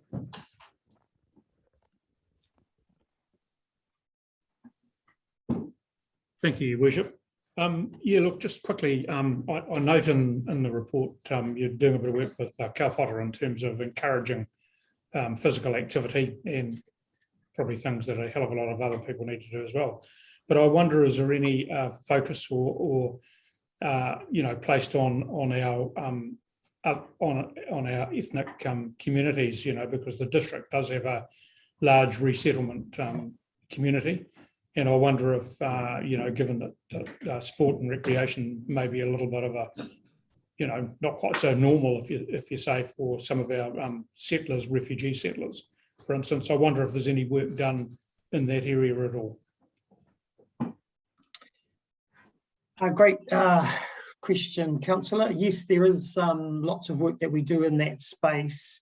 outside of this particular contract or relationship we have with Manawatu District Council. So we do lots of work with the Green Prescription Program into a number of those communities. The good thing though, if I extend on to your question, you know, the good thing is we are in discussions with the team about, you know, the outcomes and focus areas. At the end of the day, I think the board has always had a mantra around, you know, we can do anything, but we can't do everything. So at the end of the day, it's still about prioritization. And so you'll notice as a similar example, Sport NZ, their mantra or their vision is everyone active, but they only resource us to focus on young people who are inactive. So, you know, so the different organizations have different priorities. So my suggestion to you would be within the discussion we're having around your Play Active Rec strategy is around who are those priority communities that you expect us to be doing a bit more with. So again, we're trying to use that evidence-based work, but as you know, the older adults or adults influence what younger people do. So, you know, it's difficult when you can be difficult when you're just focusing on one particular audience. You know, I hope that's answered your question. It's a bit of a roundabout way of saying it's something that we could focus on. We do it in some of our other programs, but it is something that we could consider as part of an ongoing partnership. Thank you. Any final questions? Otherwise, we can turn to the motion, the recommendation on page 58. If I could have a mover and a seconder, please. Moved by Councillor Ford. Your Worship, I move that the Sport Manawatu 6-month report for period ending 31 December 2021 be received. Thank you. Do I have a seconder, please? I'll second that. Thank you, Councillor Marsh. I put the motion. All those in favour, please raise your hand. Against? That motion is carried. Thank you, Chip and Trevor. Thank you again for the great work you and your team do. Please pass on our thanks to everyone that's been involved. And we look forward to working with you again into the future. Thank you. Thank you very much. Thank you very much. Right, moving on. Item 12.3, the Abuhari Forest Kitchener Park Trust. This is their 6-month report. Welcome, team. Apologies for having to wait with us this morning. Welcome, I can see Bessie and Jill, and I might leave Jill to introduce the rest of your team that are with us in case I missed someone. We have your report, we've read it, and you're welcome to highlight any points, and then we'll open it up for discussion. Thank you, Your Worship. I'm not sure who's there. I know Bessie is, but I don't know who else is. I'm sorry, I can't help you there. Good morning, and thank you for this opportunity to talk to you all. It only seems like about 3 months ago since I sat and talked about the last report, so we're catching up at last. Obviously, I'll take the report as read. Just running through some of the points, I've got quite a lot of notes written so that I get everything sorted out. Terra Moana has resigned early on this year. She had great difficulties attending meetings, as we've said before, but she has worked very hard behind the scenes with Mike Stone on the education program, and she's willing to carry that on as a volunteer, which is lovely. So we're left with wanting a new iwi representative plus another trustee. I've talked to Lynn Daly about this, and in fact yesterday I wondered if it might be better if the iwi member was an advisory trustee, which would make it much more flexible for them to attend meetings. They could in fact just attend workshops when things were, we needed them for discussions, or when they had anything interesting to talk to us about. We've been meeting at the Coach House during COVID restrictions, but we would prefer to get back to the Housing Trust immediately as soon as we can. Operations, well, we'd really like to have 6 trustees, but we've had no success in recruitment. The appointment of trustees is the job of the settler. We've had ongoing discussions, just starting with Lynn, and we will have them with Michael as well, read this, and the skills needed, excuse me, Also, the workload involved is a deterrent to applicants, and we need to discuss that too. The Wetland Project is progressing. It was set back because of the floods. We had some massive pine logs which were swept away. Unbelievably, the force of the water swept them away down into the other park. So you can come across huge logs sitting among the trees. We're not quite sure how we're going to deal with that, but we will at some stage. We formed a good partnership with the Jobs for Nature team from Ngāti Kauwhata, and they're dealing with the firewood there, and 50% is going to the iwi and 50% to the community. We did offer it to the Housing Trust, but now we find that they've put heat pumps in all their flats, so they don't need firewood. So we're going to have to work on who gets that wood, but it hopefully will go out into the community. The partnership with Jobs for Nature will develop as we start work with them on the wetland. Their KPI is very much in line with the trusts, and we see it as an ideal way to work with the iwi. We asked Daniel Parker, a landscape archaeologist, who came up to assess the Corduroy Road, and he was very excited about it. It is probably the only one left in the Manawatū. He's going to help us list it with Heritage New Zealand, but it is automatically protected. Unfortunately, it has to be kept covered, but I have an idea about that.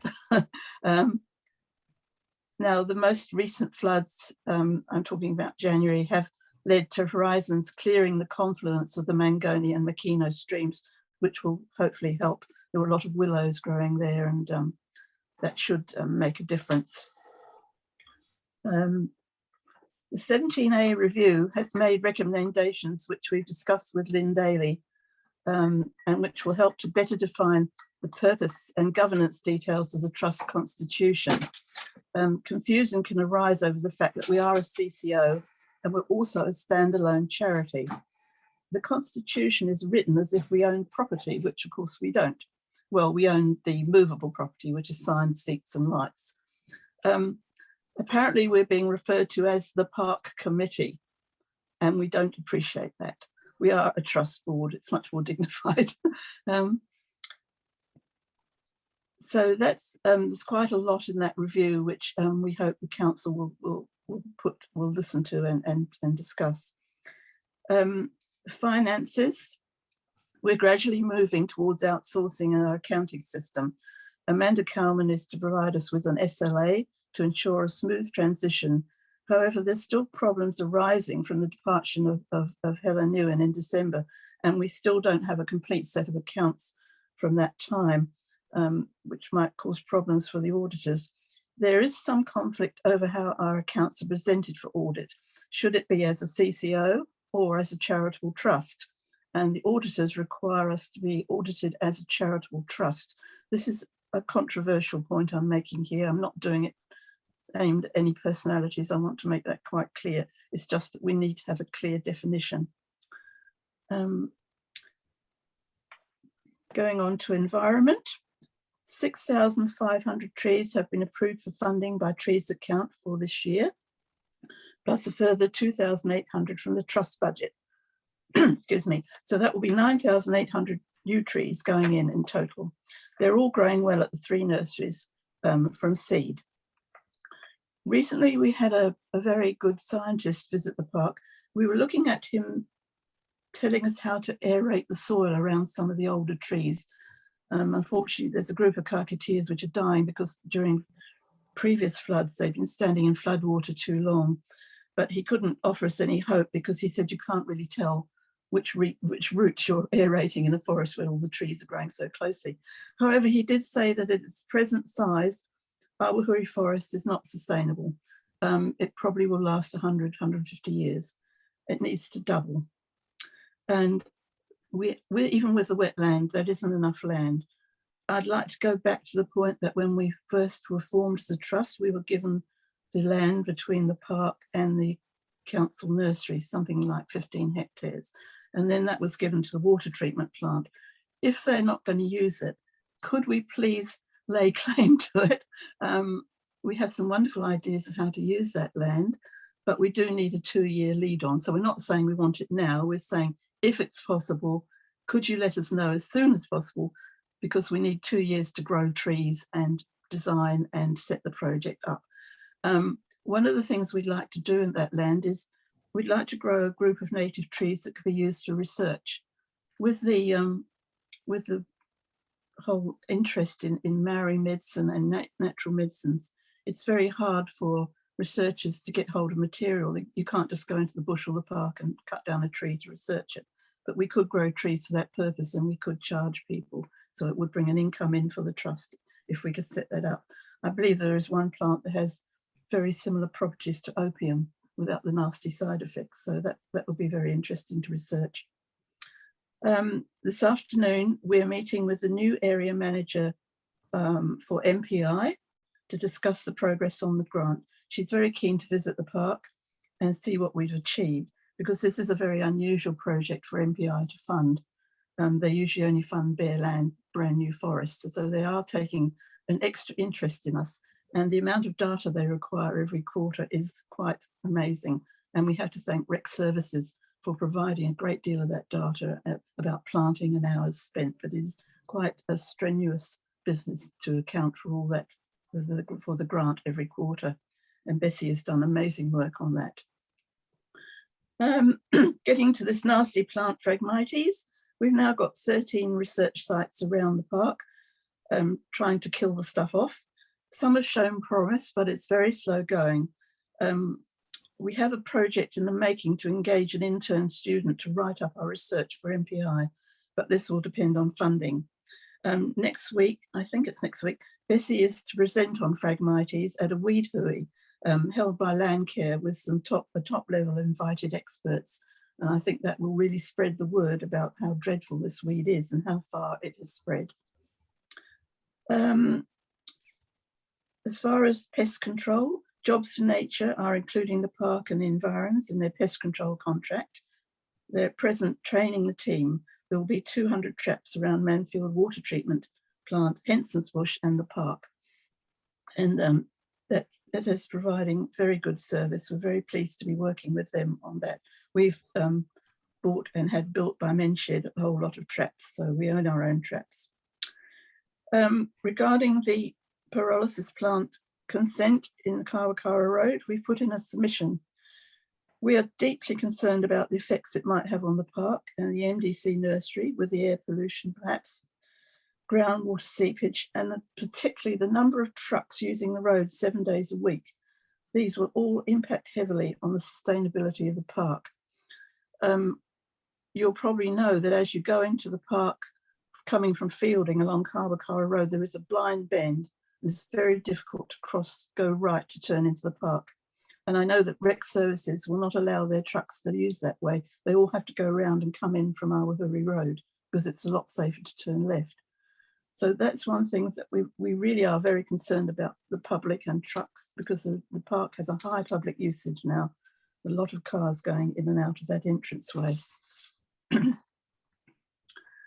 Education. Now this is a real success story. But it has, of course, been impacted by COVID. But Mike managed to hold one session last week. Unfortunately, the second day was cancelled due to COVID at the school. But we now have 800 district students waiting to take part in our programme. And I'll be applying to COGS and to the MDC Community Fund for grants to carry this on. We're looking at around $12,000 a year. It's very hard to get money for education, although it's part of our core business. Linda Campbell has built an education kit for schools, and this is another area where we work really well with the iwi who present part of the program, and the kids really love that iwi part. They often mention it in the feedback forms we get from them, how much they enjoy it. And Dennis and Jeff do an amazing job with the children. And the other thing we're really coming to a success with is the first stage of our website is nearly complete, and we hope to launch it in about 2 weeks. And we're very pleased with the way it looks. And we hope that we can combine that launch with perhaps opening the new boardwalk. The new boardwalk completion has been delayed due to COVID at Rec Services, but there has been no repeat of the dreadful vandalism early on in the year. However, there was a group of runners who put chalk arrows through the park on trees, climbed over the barriers and trampled their way through the construction area recently, despite notices saying that the path was closed. Our biggest risk to the park is humans. This group have not been identified, but they are not the Moa Harriers. I'd like to make that quite clear. I've spoken to them. It's frustrating for the trust to have to deal with these time-wasting, destructive acts. We're now getting cameras installed in the park, which will be monitored for free by a kind security company.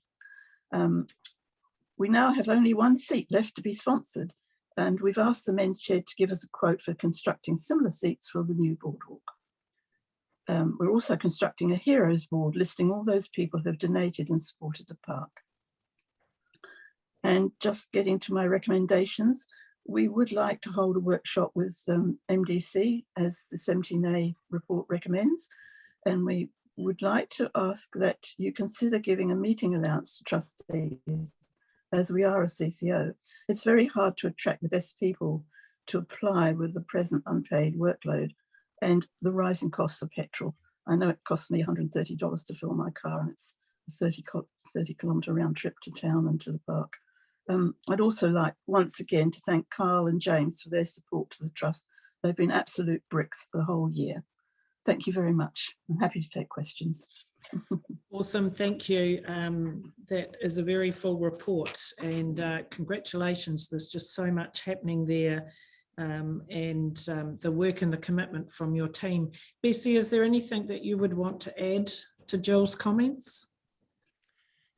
Yes, there is, but it's not directly to Jill's comments.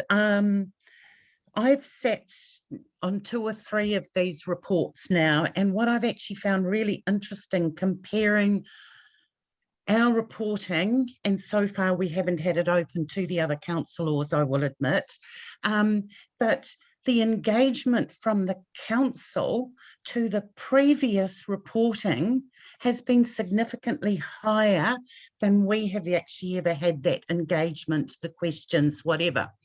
And this is very unformed, it's just an observation from today, and I'm going, hey, we've never even been asked those sorts of questions. So I am actually really saying very clearly that I actually think we do need to sit down and workshop some engagement with councillors and senior council people, because there are some discrepancies about what people think we are. Are we a park? Do we look nice and we're inviting people? Are we preserving a wetland forest that is so at risk? And quite frankly, your best option is to keep people out for 5 years. You know, what are, you know, like there's some big issues that need to be asked. And I guess I'm saying in the context, I haven't seen a lot of engagement. Can we lift the level of engagement to all be on the same page? We as a CCO then have much better clarity. What is our strategy and how should we be doing stuff? Thanks, Bessie. Thank you for that. And, you know, as we've heard, you're working with Lynn, that 17A review will come to council. So there's our opportunity to do that. But thank you for that reminder. And on that note, let's open it up for questions and comments. Oh dear. To our team. No pressure, team. I'll deal with her later. I do concur with Bessie's thoughts. Obviously, yes, we would. The recommendations are that we do have more. We'd like to take councillors around the park, for example. That's never happened. Why not? You know, I know it's hard to get everyone together at the moment, but and I know that individual councils do go around the park. I know Alison does, you know, but as a group, we've never actually had the pleasure of showing you what we're actually up to. Yeah, no, councillors are shaking their heads and saying, yes, we have done that in the past, but that's not to say we shouldn't be doing it again. So, Councillor Marsh. Yes, I was just pretty much going to say exactly the same thing and totally agree with you, Bessie. It's something that we should be investigating and looking at that as to, and Jill mentioned it in her report as well, not necessarily around the forward progress that's being made down there, but just what exactly we're actually trying to achieve here. Yeah. And with the weed control, the aeration of the Potocarp Forest, all those sorts of things. Yeah, we need to be looking at that more in depth, I think. Good point. Yeah. Excellent, thank you. Councillor Short. Thank you. Yes, I've been trying to get to the park about twice a week lately, not this week because I'm home isolating, but particularly because the recycling centre has closed, and it's every time I take the recycling I add on a walk as well. And I do agree, Jill, with the blind corner coming from that direction. Yeah. I had thought maybe Kitchener Park needs to put a sign opposite the exit of the recycling centre saying, have you got another 10 minutes, Kitchener Park, just up the road. Apart from the flooding, the park is still looking very good. I know that there was a lot of, a number of plants got lost. I've really only been doing the boardwalk side. I haven't gone over to the other side. And I agree with Bessie. I can see that while you want people to go there, you don't want too many people to go there. Yeah. And if they stick on the boardwalk, that's good, but some people get off and they want to walk over and wonder what this thing is over here, etc. But I would really like to comment that all over the summer, particularly on those really, really hot days, there were so many people there, and not just people from our district. You chat to people as you go along, or they're looking at something and they don't know what it is, and you do, so you talk to them. I was surprised by the amount of people that had come from Palmerston North. Some of them had looked up to see where they could take their dogs, and that's the reason why they came, and then they were just on a lead and they were enjoying the walk in the bush. But for some time I have been advocating, Joel, I really do believe that the Abuhari Forest Kitchener Park Trust, and while we have members of the Civic Centre Trust there, for the work you put in, I actually don't think you should be doing it for nothing. I do believe you put in so many hours and such dedication. I certainly support both those organisations being paid a meeting fee or an honorarium going forward, just enough to cover your costs and to acknowledge all the work that you do. And just one last question for Bessie. The Phragmites carca so what's happening at the moment? I see there was a digger in the stream down by Kauai Park. I presume, is that removal of Phragmites carca? No, not quite, but we've linked it in with Phragmites carca. It is down along the stream bed, and we have to manage these sides of the stream for when there's high water, so there's less debris going into the stream. Now, we've worked with the Horizons River people to change their practices, where they were just doing flail mowing before and it was dropping into the stream and floating down. We're now doing, there's a big mulch ahead on that, and we've been testing by putting strainers in the stream, collecting the stuff. Is there any regeneration? To date, there's been none. So that is an approved change in management between how they're managing the normal sides of the stream management that they do every year. So there's been some kind of little gains like this that have gone along, and yeah. Does that help? Good. Excellent. Yes. Yeah, those little things like changes on how we do the managing of the park. It's a really good example. Councillor Ford. Thank you, Your Worship. Thank you, trustees. I'm particularly interested, Jill, in your comment that you had a scientist say that the park is not sustainable in its present size. It basically needs to double, and it has a limited life if it stays the same size. Is there a report that could be made available to us? And, with scientists, as we all know, particularly from the pyrolysis plant, you can get a scientist that thinks it's wonderful and another scientist who thinks it's terrible. So I, for one, don't have any knowledge of what the good science is regarding pyrolysis, and I'm going to trust the system where the commissioners will actually listen to the scientists on both sides and hopefully come to a good conclusion. It's good for the environment. But going back to my original question, is the more that you can share with us, re the comment about the sustainability of the size? Yeah. Yes, I'll hand that over to Bessie, because Bessie accompanied the scientist, and she was actually there. There is quite a bit of research around New Zealand about small fragments of native bush, and that there is kind of a minimum size for regeneration, and it's about the genetics, it's about survival of trees around light, because if you actually look inside our forests, they're usually quite deep and dark. So every time we put a pathway or we have an opening of light, we actually have a lower regeneration process. And over time, our trees, particularly our big podocarps and things which are significant to this wetland, actually stop regenerating and developing. I can bring several documents and research and stuff around to the table. More than happy, I will compile them and forward them, no problem.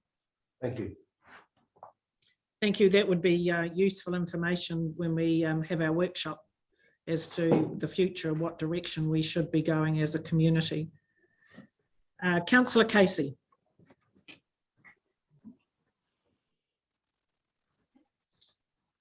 Yeah, thank you, Your Worship. To Joe and Bessie, I just want to really doff my hat to you guys this morning and just really acknowledge the hard work that you've put into Abuhari Kitchener Park Forest, and sort of understand where you're coming from, Bessie, about maybe shutting the park for a couple of years just to help that regeneration go.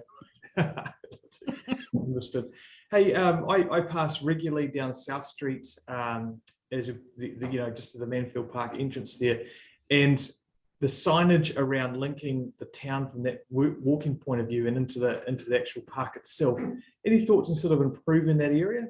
And just before you answer that, I also do just want to endorse Councillor Short's comments regards to honorarium, and also acknowledging the trust that's going to speak after you as well. So just going back to that linkage, just sort of any thoughts or comments just from the governance on that?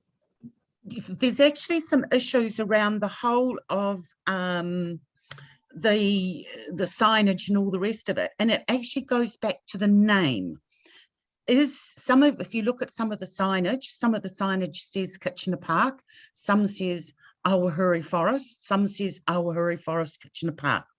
And this actually is an issue that came out when you formed the trust. And the trust could not hold the name Kitchener Park because it was reserved elsewhere. So the decision was to make it Abuhari Forest Kitchener Park. And today it's never been formalized. What is the name of this entity and this park? This is part of why we need to sit down and go, what is it as a whole? And once you nail that, you can actually start dealing with your signage, your publicity, your publication a lot better. And we are not the ones who can legally change the name of the park. Does that make sense? We'd like it on the agenda. Thank you. Yeah, really good question, and fundamental to anything else going forward to promote the park. Anyone else in our team with any questions? I think the good thing out of this is, and maybe I'll get Lynn just to update us with the section 17A review. Can you just enlighten us, Lynn, as to what is the process from here? Because, like the trustees, we're keen to get this on the table and have a discussion. Yeah, sure. Thank you, Your Worship. It's actually not a section 17A, but it is a review that has been done, and we and Bessie and team have contributed to that, which has been really useful. And we've agreed with Jill and Bessie and team when we met them a couple of weeks ago now, it was, that we would put it as a workshop agenda, so that, and we'd invite the team to come in and workshop it with a number of the other issues. We've got a list of actions and things that we are going to work through together. So some of those will be on the workshop agenda in the coming weeks. Excellent. We look forward to that. And in the meantime, there is a recommendation on page 89, and I'm very happy to move that the council receive the Abuhari Forest Kitchener Park Trust's 6-month report for the period ending the 31st of December 2021. And Councillor Casey has seconded that. I'm going to put the motion. All those in favour, please raise your hand. Against? That motion is carried, and just endorse the comments that have been made around the work, the commitment and the passion that you have made and continue to do with the park. So I'm looking forward to that workshop together. So thank you for today. Thank you. Thank you very much. Thank you. Thank you. Now, I'm conscious that we've been here for a couple of hours. We do need to take a break, so hopefully I'm not going to upset the Civic Centre Trust team too much by suggesting that we take a 10-minute break and then come back fresh and go straight into your report. Thank you.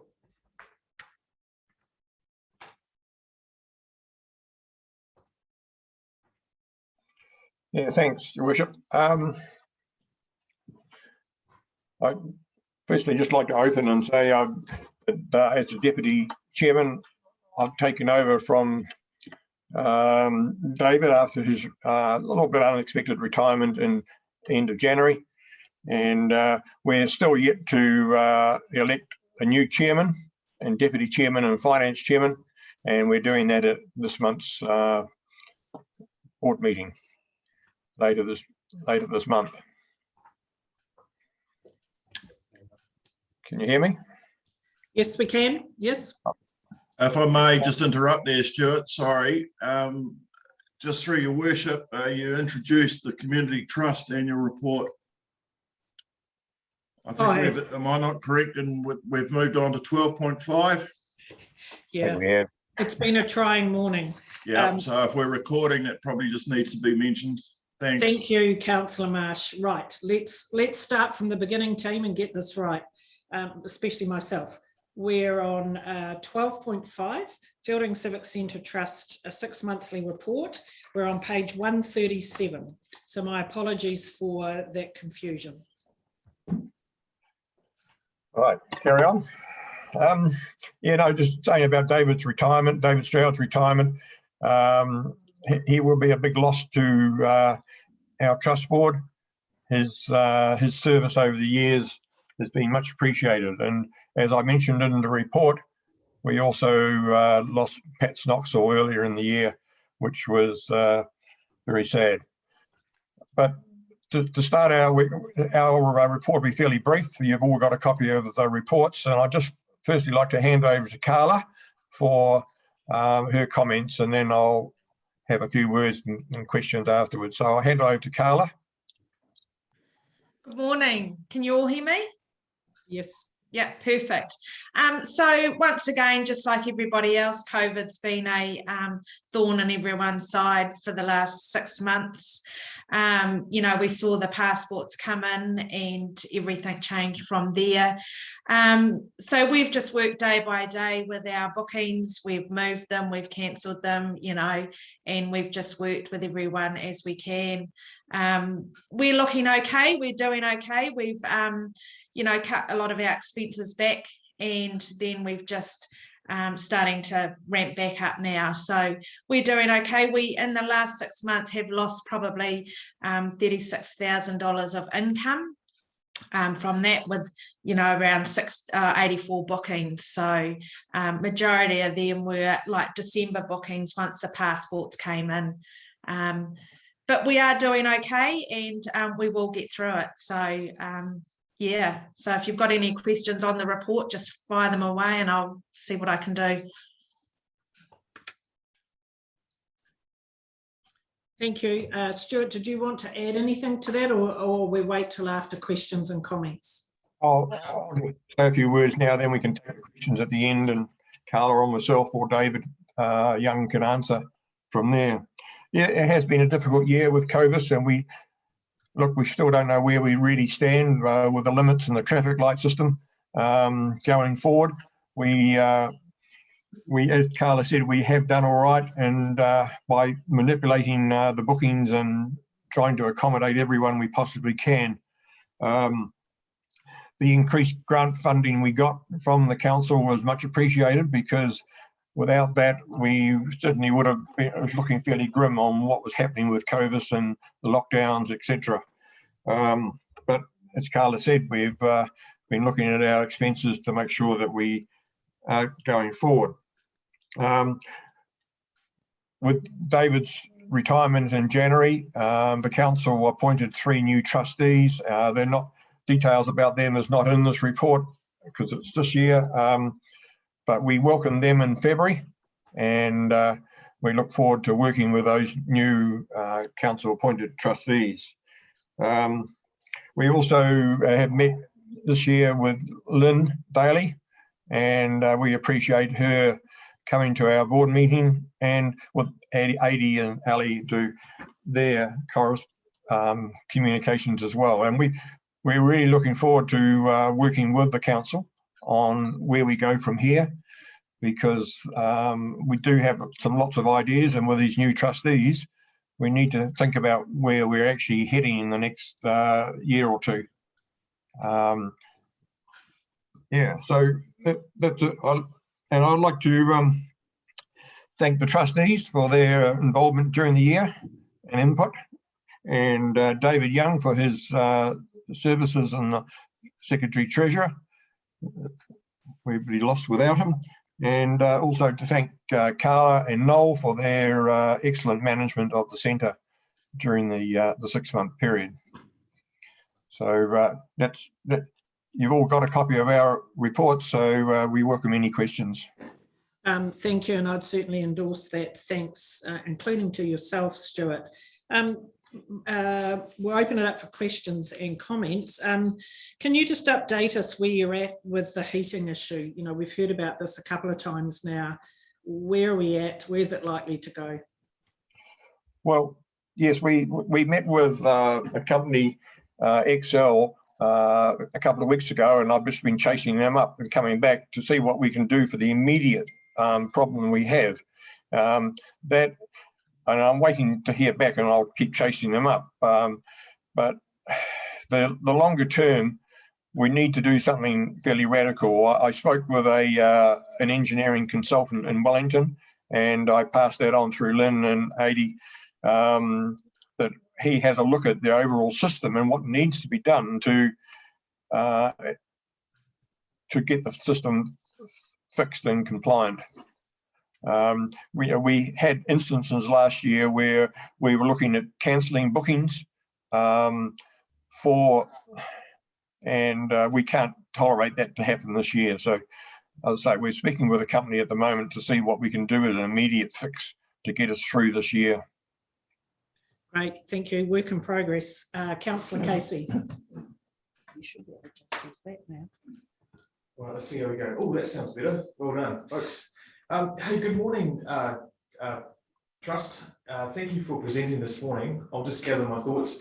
I just do want to touch base on what is the elephant in the room, and the worship's already touched base on that as well, is the heating. As indoor events allow more people, when we slowly pull out the COVID dive that we've been in, it's just really sort of comment to the council as landlords. We really need to sort of sort this out.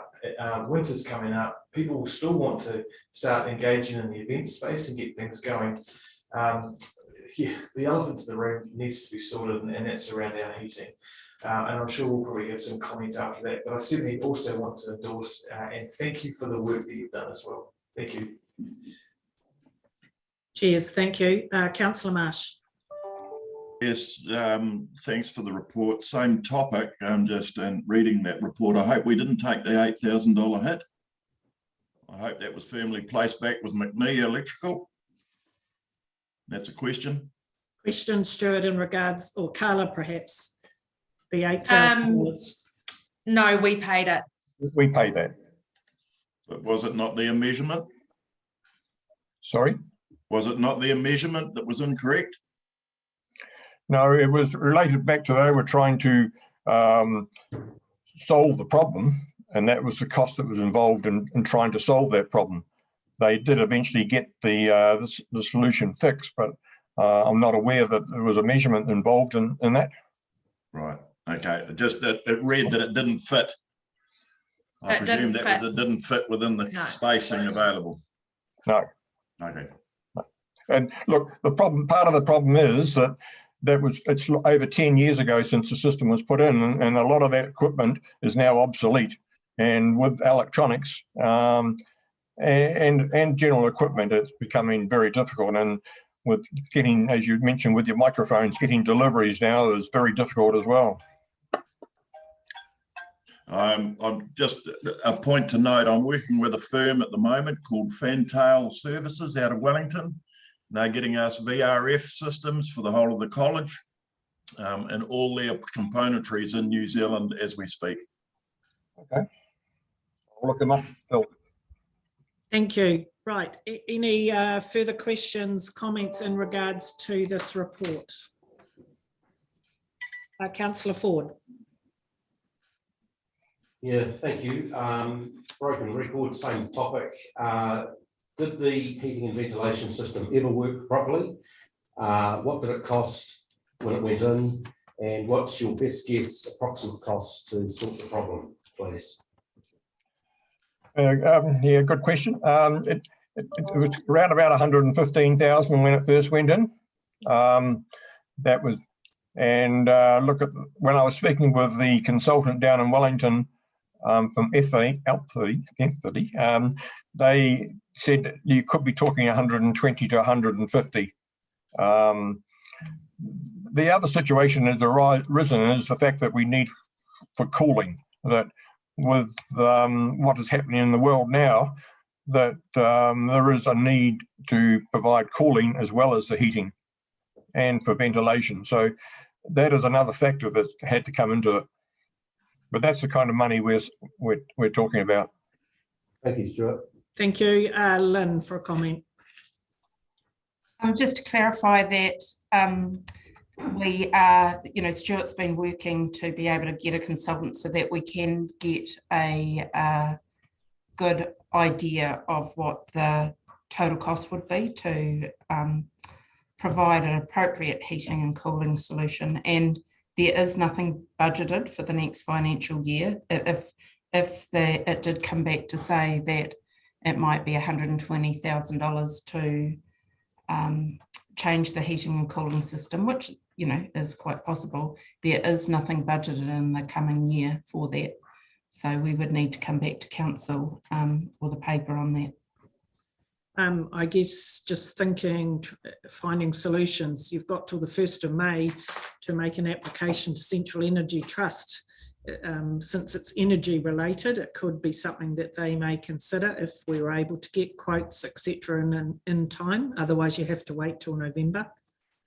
And my understanding is the trust has explored that, but because there's been some debate about the future viability of the building, the Energy Trust have pushed back on them.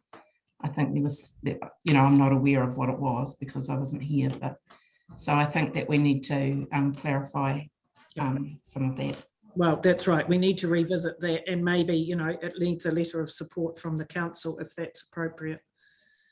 Any other questions or comment from our team? No? So thank you for your report, and as has been said before, thank you for the work that you do on behalf of our community, keeping it open. And I know, Carla, through the trying times, I've seen you there and trying to make it happen so that people could still meet and connect, and I think that's really important. So well done, and let's get this heating thing sorted. So thank you for your report and best of luck. Awesome, thank you. Cheers. Right, having said that, there is a motion on page 137 that the council receive the Fielding Civic Centre Trust 6-month report for the period ending 31st of December 2021. I'm happy to move that. Councillor Ford has seconded that. I will put the motion. All those in favour, please raise your hand. Motion is carried. So thank you very much. Now that I've got things back to front in the agenda, let's go backwards. And the item 12.4 on page 96.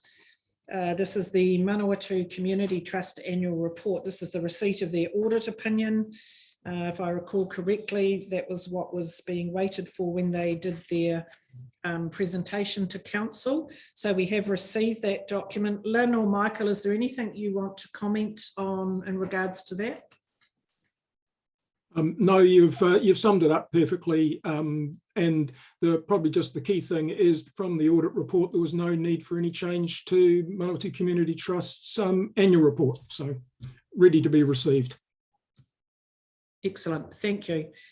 So before we look to the recommendation, are there any questions or comments in regards to this report? Councillor Casey. Look, just yelling from the sideline, Your Worship, it's just a very good report and shows some real financial stability with the MCT. I just want to acknowledge their work there. It's a very simple comment from the side. Yeah. Great, thank you. Any further comments from the team? No. Otherwise, looking for a mover and a seconder for the recommendation on page 96. So move that the Audit New Zealand feedback on the Manawatu Community Trust Annual Report to 2021 be received. Thank you. Moved by Councillor Ford. Sorry, moved by Councillor Mast, seconded by Councillor Ford. I'm going to put the motion. All those in favour, please raise your hand. Against? That motion is carried. Thank you. Right, moving on in the agenda. We are now on page 146, 12.6, the application for road stopping for 16 Kowhai Street Fielding. And handing over to Oliver, welcome. Hi all. So this report here seeks council approval to proceed with a road stopping application at 16 Kowhai Street here in Fielding. The applicant seeks to close a portion of road in front of their property to increase the land area they have. The portion of road to be stopped is approximately 100 square metres, more or less, subject to the final survey. The applicant requests this road stopping to enable them to construct a garage at the front of their property. They do not currently have enough land at the front of their site to do this, and the rear of their site is geographically challenged. The road reserve in front of their property, 16 Kowhai Street, is abnormally large relative to the rest of Kowhai Street. The roading manager and utilities managers have reviewed the application. They both have no concerns with the proposal. However, they do request that council and non-council services within the portion of the road reserve to be closed are protected by easements. So non-council services, we've got gas, telecom and electricity, and council, we have a water connection just to that property, not a main trunk. So I recommend a condition of council approval to this road stopping request be that easements are created to protect council services. I also recommend that a condition of approval be that council's regulatory manager approves the survey office plan prior to it being lodged with Land Information New Zealand to ensure that there is general accordance with what council has approved. The Parks and Property team leader has also reviewed the application and has no concerns with their proposal. Should future stages of the McDonald Heights subdivision be completed, a walkway would be required south of this property. You can see that on the scheme plan. The walkway would prove as a useful and efficient connection for pedestrians and cyclists between this potential future subdivision and Kowhai Street. The proposed road stopping would not compromise council's ability to deliver this walkway if necessary, and it also wouldn't compromise the existing footpath and road reserve in front of 16 Kowhai Street. The applicant would be required to meet all legal and surveying costs associated with the road stopping. There would be no cost to council for this process. So therefore, it is recommended that council approve the road stopping request under section 116 of the Public Works Act 1981, subject to the recommended conditions within this report. Happy to take questions. Thank you, Oliver. Thank you. Well explained. Any questions or comments? Councillor Casey. Thank you. Hi, Oliver. Just on page 48 of our agenda, we've got basically the bird's eye view of the properties. The property in question and the one underneath it. I think it's 15. Thank you, Worship. Is there a gap? Is that where the walkway is between the two properties? It's just really a point of clarification, if I may. Yes, yeah. So it's not a walkway at the moment, but the Parks and Property team have identified that as a potential walkway should the McDonald Heights subdivision be ever completed. So at the moment, the first stage, which is closer to McDonald Heights and the water tanks at the top of McDonald Heights, I think that's almost finished and ready to be certified by council. So if that developer ever decides to go through with future stages and which is near this bit of the property, council would look to take that land as a walkway. Good boy. Thank you. Any further questions around the team? No. Yes, if I may, Councillor Marsh. Councillor Marsh. Yep, just through the chair. Thank you for that. Just a question. I understand that the applicant pays the survey costs, etc., but there'll be quite a cost also in establishing those easements on his title, on his mortgage title or land title. His cost all the way through? Yeah. Yes. Yeah. Yes. Okay. Thank you. Thank you. Councillor Quarry.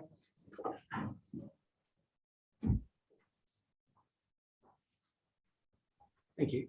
How long has this process been in operation? How long from start to now has this been going on? Do you mean this particular application? Yes, I do. This application, sorry, I don't have that information in front of me. One moment.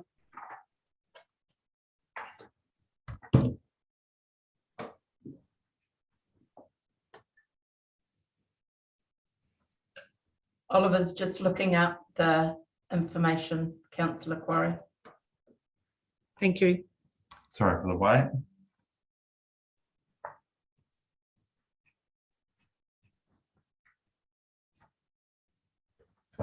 So the application was received by council on the 20th of January this year. But thank you. Yeah, that's about 4 months. Thank you. Thank you. Any further questions, comments? Otherwise, we can go to the recommendations on page 146. If I have a mover and a seconder, Councillor Ford. Thank you, and just thanks, Oliver, for making it nice and clear for us to follow. I move that the council approve the road stopping under section 116 of the Public Works Act 1981 of 100 square metres more or less section of road, legal description to be advised. Thank you.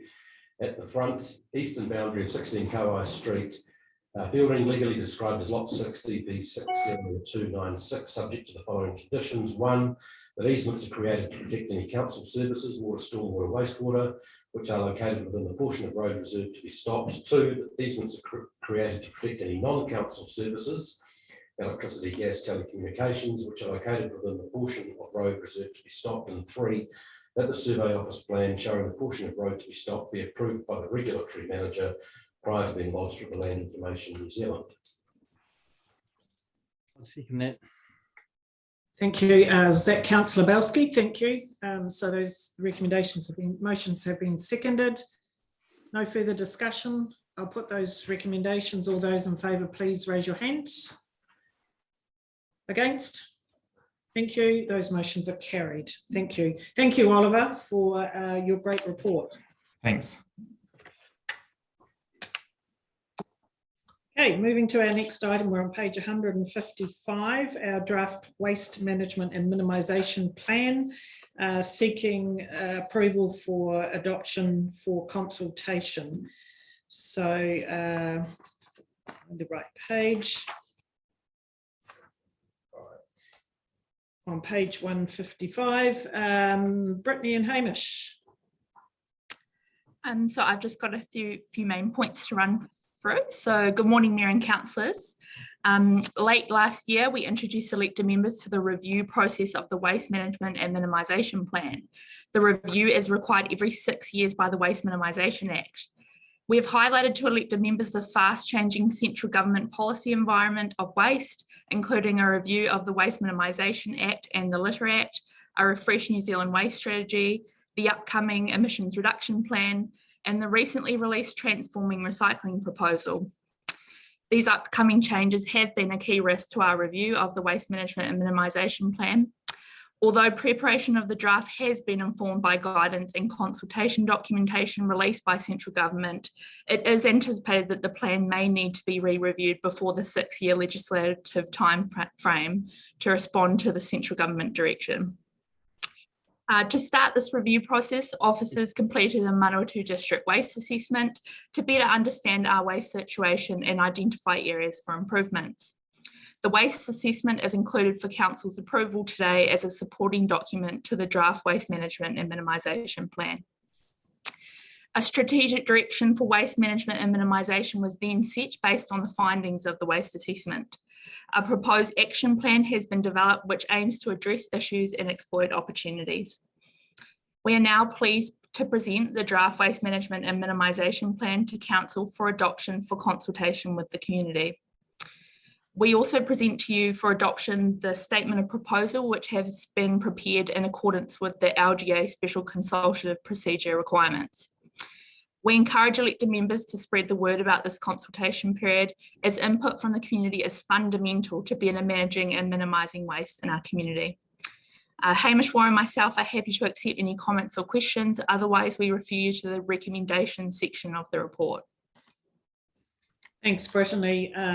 Yeah, I absolutely agree that we need to get the community engaged in this one, particularly our rural communities, although probably anything that comes with an increased cost will get some interest from them. But through our community committees, you know, I know we've already started that conversation with them. So this is a good one to keep pushing. And I see there is a comms plan there included on what we're intending to do. So let's open it up for questions or comments. Councillor Casey. Very up and down sort of the day this morning. Thank you for the presentation of the document for consideration and consultation. Just want to draw attention to page 173 in regards to the vision, please. We talk about our wastewater wanting to be a circular economy, and I'm deliberately prodding the bear here. For the sake of our transparency and making sure that we get our document right, if we put that through the lens of the proposed bio plant, how does that look like in a circular economy? And I know Hamish is probably ripping me into this one already. And also too, this first one, the second one is page 202, thank you, Council, and you'll see there international conventions. So that's very careful consideration there, but also to put that through the lens of the bio plant as well, probably through the Chief Executive, through Hamish, in regards to, are we in breach of any international conventions? Yes, I am being the stickler this morning, folks, so I'm not going to apologise, but if we're going to put a document out into the public, we're going to get the scrutiny, so it's a heads up. Thank you. Thank you. Hamish, we'll get Hamish to respond to that. Thank you, Your Worship. Thank you, Councillor Casey. I guess in response to the circular economy, and I think it is a very valid point, and if you think to our submission that we put together on the bio plant, and you think towards the wider resource recovery plant, park that we've been discussing at council for some time, the waste hierarchy talks essentially about recovery, reuse, recycling, repurposing, and basically redoing as much as you can with the waste stream before what's left goes to some sort of disposal mechanism like landfill. Sure. So within the wider waste stream, we have existing initiatives in place to be able to separate out at curbside and also at the recycling centre in terms of the various components. The other initiatives at the resource recovery park are focused on some of the bigger, more commercial elements of the waste stream. In specific reference to the bio plant, should it get its resource consent as the process is working through at the moment, it fits into that wider waste hierarchy and management. So it doesn't replace those other initiatives that we have in the waste management stream. So where recycled plastics can be recycled, they would be. Where fibre and paper products and organic materials can be recycled or digested through an anaerobic process or whatever, then they will be. And essentially it's what's left at the end of that process that would otherwise go to landfill. And that is where the pyrolysis initiative, I believe, fits into our wider waste hierarchy management, if you like. And so a big part of the proposal that we've put forward through we're looking to put forward through this waste minimisation plan is giving a council a greater, I guess, level of control over the wider waste stream, but also encouraging the community to get on board with that separation of the waste stream at curbside, and also providing those opportunities for the waste stream to be separated out in the most cost-effective way. And picking up Mayor Helen's points, whilst there is some cost associated with this, we've gone at great lengths to try and ensure that it's not a massive increased cost for a small increase in level of service. It's actually quite an affordable addition to the wider waste management program. So. Cool. I'll yell it from the sidelines. Do you think, Hamish, in your opinion, that what you've just described around the waste management, and eloquently so, has that been captured within the document? Because you and I are privy to a lot more than what the public are. So if we can head off at the pass, we may save ourselves some grief in the long run. So maybe I could input on that one, Hamish. So it's actually a legislative requirement that our waste management plan follows the waste hierarchy when we are proposing new initiatives. So we have demonstrated that in the waste management and minimisation plan and noted that requirement on page 4 of that. Thank you, Brittany. And I guess, again, picking up that specific point around the pyrolysis bioplant initiative, should that go ahead or not, that element of the waste stream is still sitting there to be managed in one way or another. So with the initiatives that we have in place and the other initiatives through the Resource Recovery Park, we're still going to be able to, and still targeting that reuse, recycle, recovery at the top end of the waste hierarchy. And the bioplant come pyrolysis gives us another option to look at the lower end of the waste stream. So at the moment, if that doesn't go ahead, we have landfill as our prime disposal option.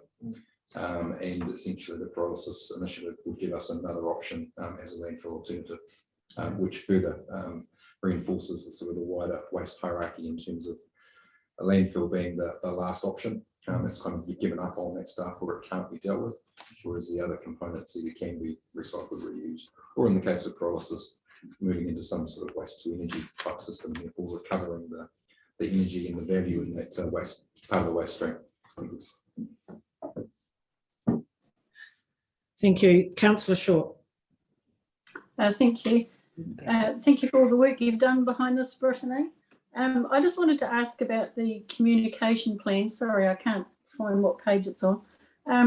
I think it's a really, really important topic for the community, and they only get the chance every 6 years.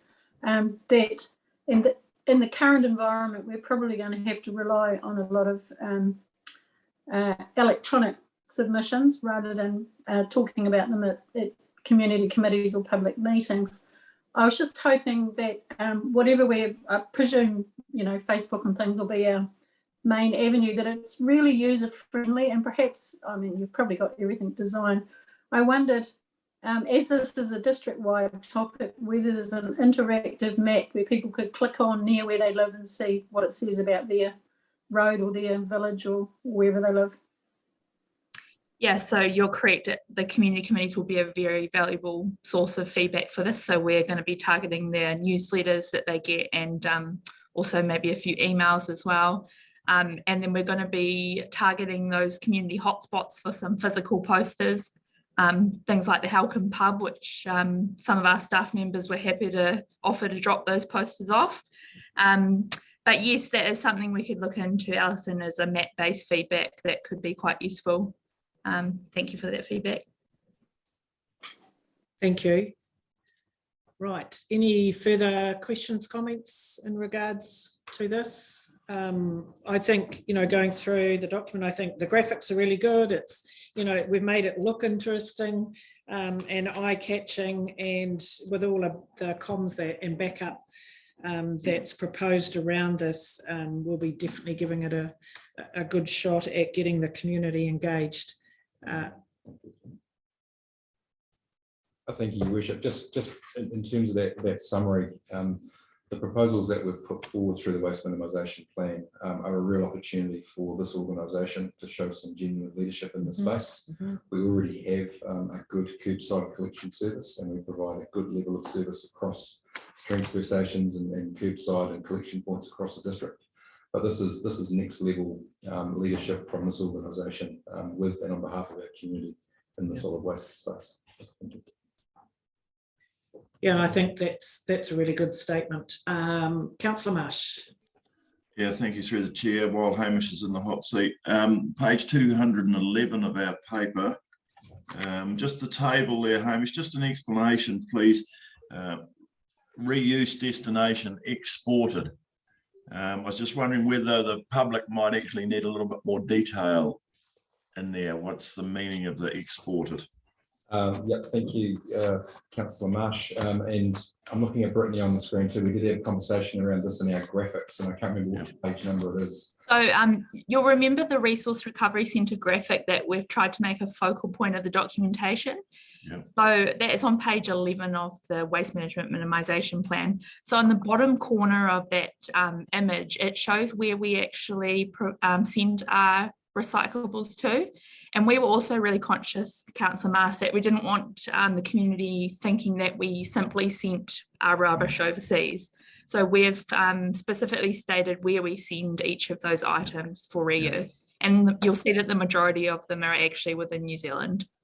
Yeah, and I think too that the key thing is that by saying exported, it means that it's outside of our district where the waste is generated. So whilst we are looking at initiatives to be able to reprocess and reuse and recycle those products in the district, the reality is that a lot of that stuff does get centralised in various places around the country, and previously a lot of it was shipped overseas, and I think there are still some products which end up outside of New Zealand shores, but the key thing there is that it's exported out of the Manawatu district. The other question I've got, thanks for that, Hamish and Brittany, on the rural table that you had there, 5,500 tonnes of timber out of rural. That's staggering. Where is that going? Where's that coming from? Is it being repurposed? So yeah, so just to comment on our farm waste estimates, so they've been derived from a 2014 study undertaken by Waikato and Bay of Plenty. So they are estimates, but yeah, we would expect to see quite a high quantity of timber in the farm context. Things like fencing and building maintenance, etc. So maybe Hamish can comment a little bit more about where they go in our district. Yeah, thank you, Brittany. And I guess that's probably a key point, is that our farmers and our urban residents aren't that different to other farmers and other urban residents around the countryside. So we do look at studies that are done in sort of refuse levels and the proportions of each type of waste within the waste stream. And if it's applicable in one town, it's typically applicable in another. And the same applies across different types of farming, whether it's dairy, whether it's sheep and beef, whether it's arable. And so we don't need to spend the money in doing a specific MDC or Manawatu district focused waste assessment. There's enough of that work that's been done from enough credible sources around the country, and we essentially use that as our proxy for what we're dealing with here in the district. One other thing to note, Councillor Marsh, is that we know that a lot of farming materials are often burnt or buried on farm. So that's why one of our actions within our action plan is to further explore those, agri-waste events to try to encourage recycling of those materials instead of burning or burying. So yeah. Yeah, and that's a fair comment too, because in with that 5,000 tonnes of timber, there'll be the 6,000 tonnes of plastic so that it's a decent fire. Yeah. That's quite right. Yeah, thank you. Okay, no further questions or comments. So we can go back to the recommendations on page 155. And I'm happy to move that the council adopts the draft waste management and minimisation plan 2022 to 2028 for public consultation, and 2, that council adopt the statement of proposal for the draft waste management and minimisation plan 2022 to 2028 for public consultation, and 3, that council approve the waste assessment 2022 as a supporting document to the draft waste management and minimisation plan 2022 to 2028. Have a seconder, Councillor Ford. Any further discussion? No, I'll put the motion, or raise your hand. All those in favour? Against? Thank you. Thank you. Those motions are carried. Yeah, let's have some really good, robust conversation with our community on this one, and see if we can make some more changes and excel at our leadership in this space. Thank you. Right. We move to 12.8. We're on page 243. This is the approval to consult on the draft drainage and trade waste bylaws. And find the right page.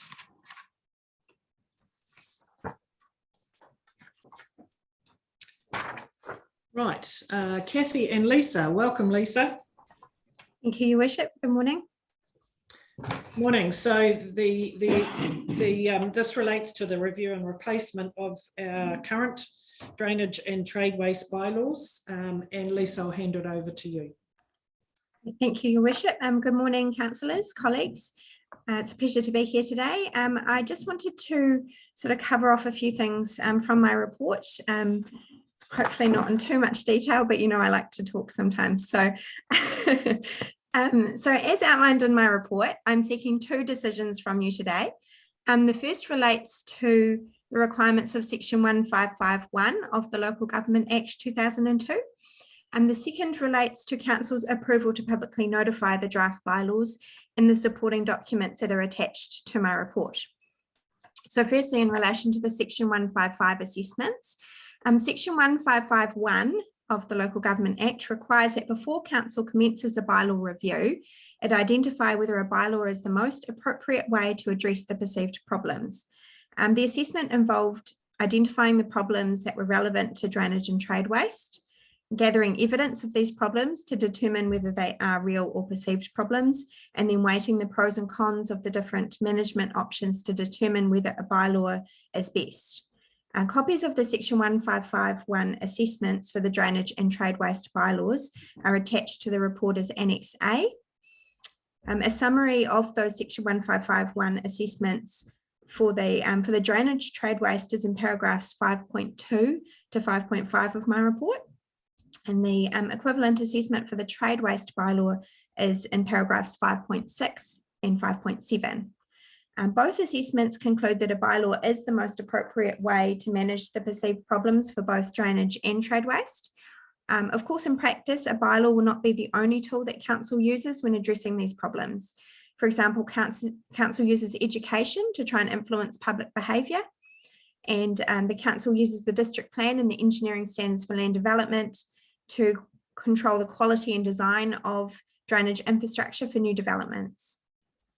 If council agrees with the section 1551 assessments and passes resolutions to that effect, we'll then move on to considering the draft bylaws and whether they are ready to now go out to the public for and key stakeholders for feedback.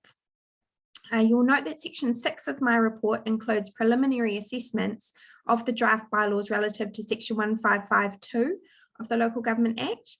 This includes considering whether the draft bylaws are the most appropriate form of the bylaw and whether they will give rise to any implications under the New Zealand Bill of Rights Act. These assessments have been included for completeness. However, determinations cannot be passed in relation to these matters until after deliberating on submissions received and finalising the proposed bylaws prior to adoption. In terms of the process for the review, in drafting the bylaws, we started with the 2015 versions of the bylaws. From there, we considered any gaps or issues with those, and then we looked at filling those gaps. The updated bylaws were then passed on to a lawyer for legal review. As a team, we worked through that legal feedback and updated them and have come to the versions that are in front of you today. Just in terms of the drainage bylaw, that's all about the reticulated public stormwater and wastewater networks. This bylaw applies across the whole of the Manawatu district and affects all owners of a premises that either is or will be connected to the public wastewater and stormwater networks. Within the bylaw are requirements around connecting properties to the networks, controlling the quality of stormwater that enters the network, including pre-treatment requirements to remove contaminants such as silt and petrol, requirements for digging near buried pipes, and requirements for private sewers and drains. As outlined in the statement of proposal, which is the main consultation document that will accompany the draft bylaws in Annex B, the draft is largely a continuation of the 2015 bylaw with some improvements, and there's one key change which I'd like to focus on. The key change to propose to the drainage bylaw is the introduction of a new permit regime. This would require the owner of every trade premises, every industrial and business or commercial property, to get a permit for their stormwater discharges within 12 months of the new bylaw commencing. The reason for this change is that council needs a greater level of control over the quality of stormwater discharges from premises into the public network, so that we can ensure that discharges from our network into the receiving environment are of a suitable standard. While there are already stormwater quality requirements in the drainage bylaw, these work largely retrospectively currently in terms of council responding to any complaints or any accidental discharges. Council also doesn't currently have any ability to check whether stormwater treatment devices are being appropriately maintained over time, or that the type of device being used is appropriate for the current use, particularly where a premises might change use over time, or there might be changes to industrial processes happening on the premises. The proposed changes to the bylaw will now enable council to more actively control the quality of stormwater discharges into the public stormwater network. I'll just now move on to the draft trade waste bylaw. So the trade waste bylaw manages discharges of trade waste, which is like liquid waste from trade premises, such as waste products from industrial processes, and tankered waste into the public wastewater network. This bylaw applies across the whole of the Manawatu district, but only affects trade premises that discharge waste, which is other than domestic wastewater, into the public wastewater network. The 2015 bylaw classified trade waste into 3 categories: permitted, conditional, or prohibited, depending on the physical and chemical characteristics of the trade waste. A permit is required under the bylaw for the discharge of conditional trade waste into the public wastewater network. Permitted trade wastes have to comply with requirements but do not need a permit. Prohibited trade waste cannot go into the networks and must be disposed of to landfill. In addition to the permit regime, the trade waste bylaw also controls the storage, transportation, and handling of hazardous substances, pre-treatment requirements for trade waste, and miscellaneous controls such as metering, sampling, and monitoring requirements and enforcement measures. In addition to some minor improvements, 2 key changes are proposed to the 2015 bylaw through this review. The first is the introduction of a 4th trade waste category, controlled trade waste. This change will capture those trade wastes that comply with the physical and chemical characteristics of a permitted trade waste, i.e. they don't have a permit currently, but are being discharged in large volumes, being in excess of 5 cubic metres per day. The reason for this change is so that council can separate out these trade waste discharges and make sure that these premises are paying their fair share for the treatment costs for their waste. The second key change proposed to the bylaw relates to the pre-treatment requirements for certain premises. While the bylaw already includes some controls around pre-treatment of trade waste, the draft bylaw makes these requirements more specific and clarifies roles and responsibilities around the maintenance of pre-treatment devices. The proposed changes will ensure that trade premises have appropriate pre-treatment devices installed and will give council greater authority to require the ongoing maintenance of these devices. This should result in better quality discharges into the wastewater network and fewer problems at the wastewater treatment plant that processes these wastes. In terms of the engagement approach, Section 160 of the Local Government Act 2002 requires that council use the special consultative procedure when consulting on bylaws if the bylaw concerns a matter identified in council's significance and engagement policy as being of significant interest to the public, or if council considers that there is or is likely to be a significant impact on the public due to the proposed bylaw. The bylaws are significant on both fronts, in my opinion, and therefore Council's using the special consultative procedure for this review. There are additional consultation requirements in Section 148 of the Local Government Act 2002 that apply specifically to bylaws for trade waste.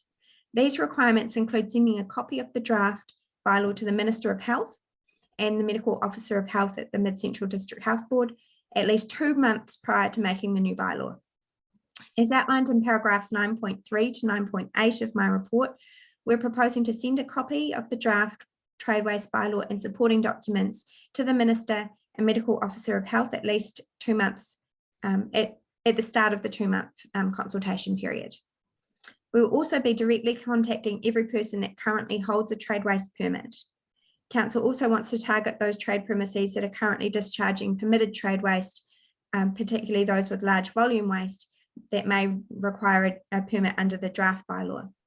As we do not have a contact database for these permitted discharges, we are planning to utilise third-party advocates such as Feilding District Promotion, CEDA and the Chamber of Commerce to attempt to reach these businesses.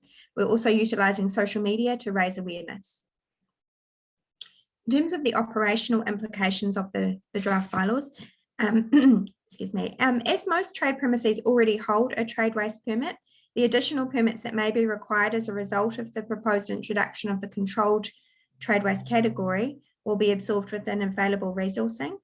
Similarly, as most trade premises should already have pre-treatment systems in place, the new requirements should not necessitate any additional resourcing. The introduction of a new permit regime under the drainage bylaw for the discharge of stormwater from trade premises will mean additional work for the environmental team. However, the environmental team leader considers that this work can be managed within the available resources as the processing of applications can be staged over a 12-month period based on risk. And the matters that need to be considered when assessing the permit applications are relatively straightforward. Financial implications. The financial implications of the changes to the bylaws are included in my report and the statement of proposals for each of the draft bylaws. Permit application fees are currently $234, which includes 2 hours of processing, and $115 per hour for processing. Fees for the new stormwater permits under the drainage bylaw would be approximately the same as the trade waste current fees. Cost for stormwater treatment systems are likely to be in the vicinity of $10,000 to $100,000 per premises. There will also be some ongoing maintenance costs. However, these are not new requirements. The changes to the bylaw just make it more clear what the requirements are for certain types of premises to achieve greater consistency and improved water quality outcomes, and give council more authority to require that systems are maintained, which is helpful where there's no current trigger for re-inspection. Some trade premises that were previously permitted will have to apply for a permit. This is justifiable given the additional cost to treat high volume wastes. The changes will help to reduce the burden on other trade waste premises by ensuring that those premises discharging high volume wastes are paying a fairer share of the treatment costs. Some sites already have flow meters in place. For those premises where there's no flow meter, council can estimate volumes of discharges based on water use. Where there's not a useful proxy for a premises, they may need to install a new flow meter to know how much they are discharging. The cost of installing one is in the vicinity of about $10,000, including installation. So next steps, I guess the scheduled consultation period is from the 11th of April to the 13th of June, so that 2-month period. Following the close of submissions, we're proposing to hold a hearing on the 7th of July for those that wish to be heard. Council will then deliberate on the written and spoken submissions, and that's scheduled for the 4th of August. And the new replacement bylaws are scheduled to be adopted by council on the 1st of September this year. So that's my spiel. So now welcome any questions or feedback. Thanks, Lisa. Very comprehensive, and thank you for the written report and explaining. So just so I'm really clear, existing trade waste customers, you're saying there wouldn't be additional costs under this. This is trying to capture those who currently aren't treating their waste well enough. Is that what I'm hearing?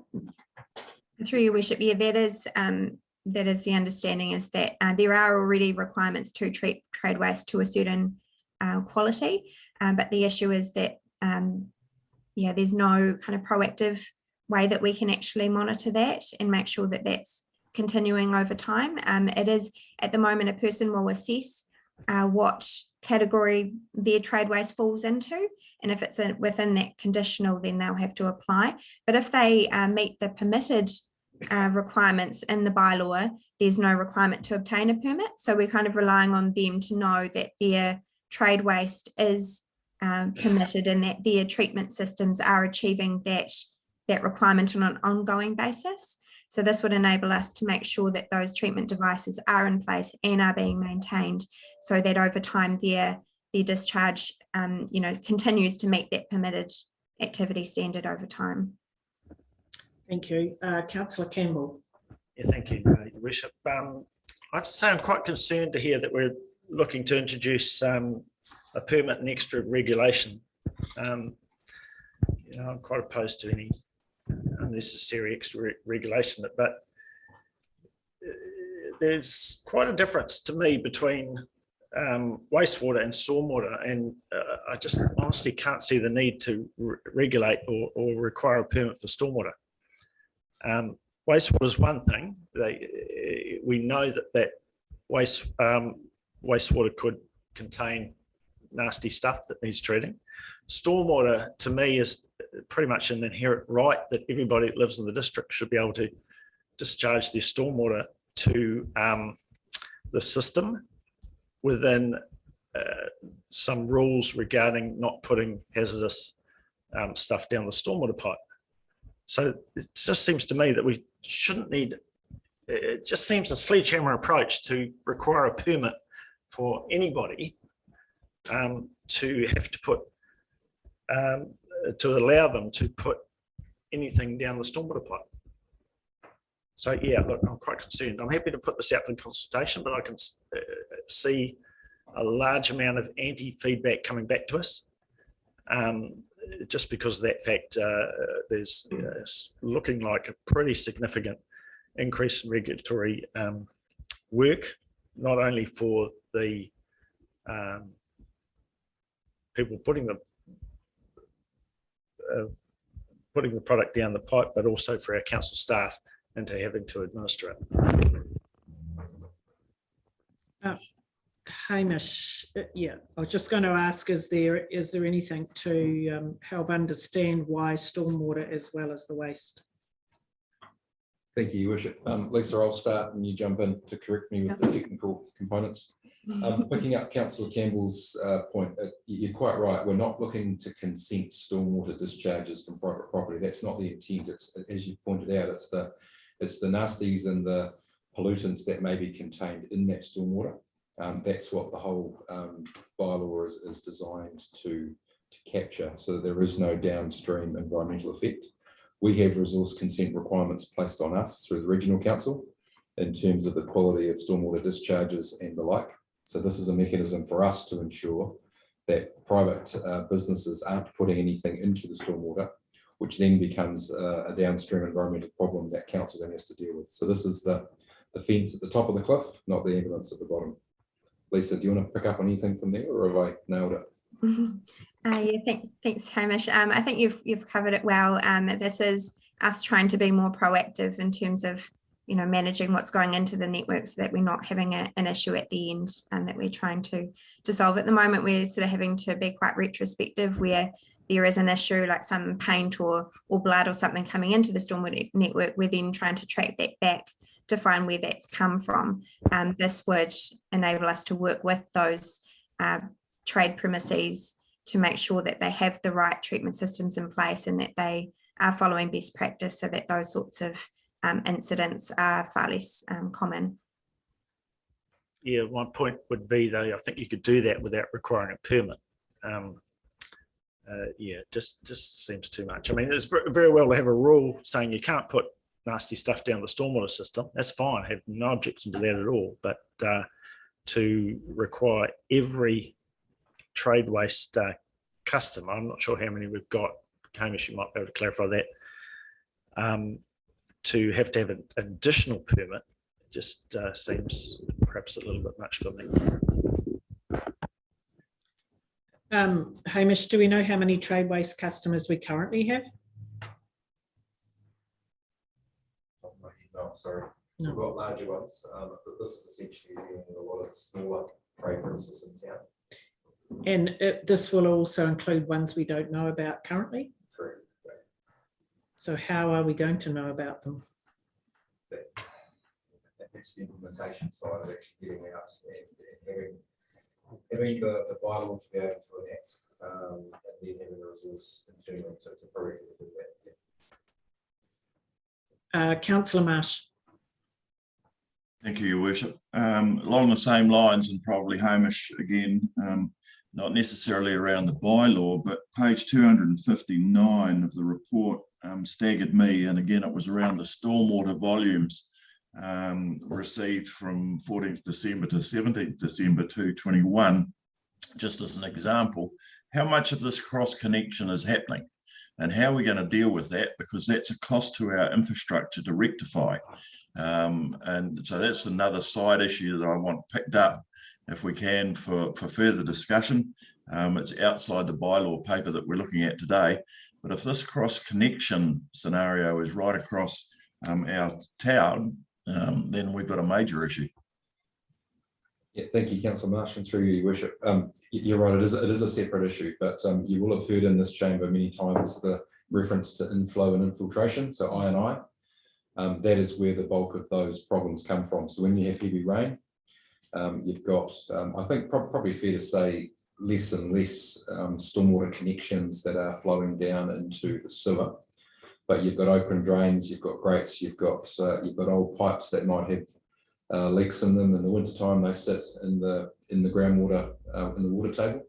So when you're getting higher rainfalls, you do have a lot of those flows coming in. But this bylaw was very much sort of what's in our control during a normal course of a normal weather. And so it's been able to proactively and reactively deal with any potential trade premises that do have a discharge which might have a negative environmental effect, which is going out through that stormwater system. If they've got a separate, depending on the nature of the industry, there are separate trade waste agreements where we take all the trade waste out through the sewer and treat that through the Manawatū wastewater treatment plant. But this is essentially capturing what would otherwise be heading out to the Makino stream or the Aurora River through a stormwater network. And during massive rainfall events, everything gets flushed through regardless and washed into the network. So it's a harder and bigger issue to work with. Yeah, thanks, Hamish. It worries me in the fact that when we're doubling our consented limit, it becomes a legal issue for us around the table.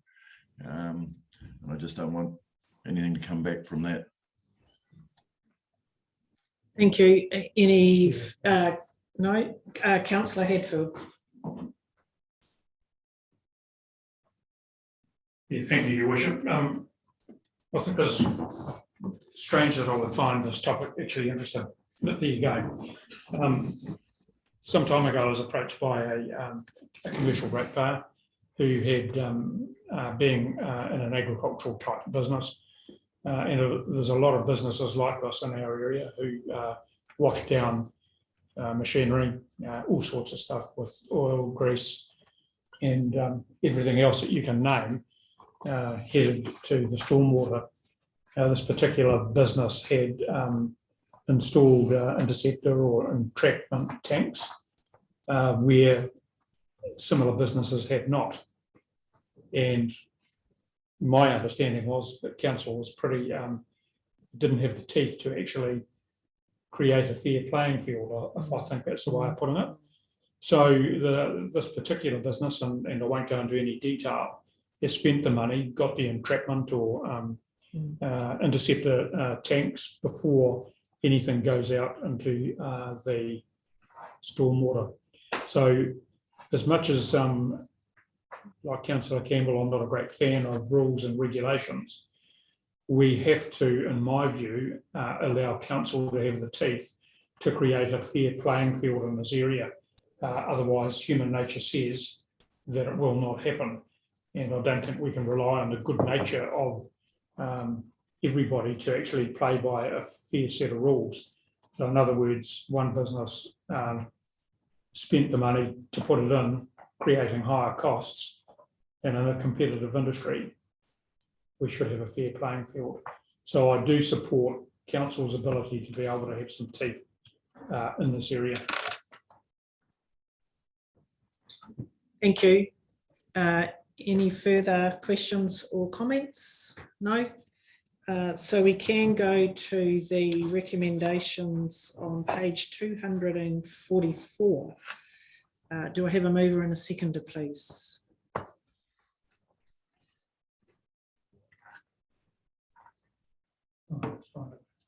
Happy to recommend those, Your Worship, through 1 through to 4. Do you want me to read them out? No, I think there's quite a lot of words there, isn't there? So Councillor Casey is happy to move recommendations 1, 2, 3 and 4. Do we have a seconder, please? Councillor Hadfield. Any final questions, comments? Otherwise, Councillor Short. Just that I'd like to acknowledge that you are allowing a 2-month consultation in this, because I think it's a pretty serious topic, and that you know, some submitters might need to engage legal advice, etc. So I acknowledge that you're giving them a good period of time. Good point, thank you. So with that, I'll put those motions. All those in favour, please raise your hand. Against? Motions are carried. Thank you very much. Thank you for that good discussion. Thank you. Right, thanks Lisa for your great work as usual. We're going to page 374 and 12.9. This is the Lagoima requests for the month of March. And find the right page.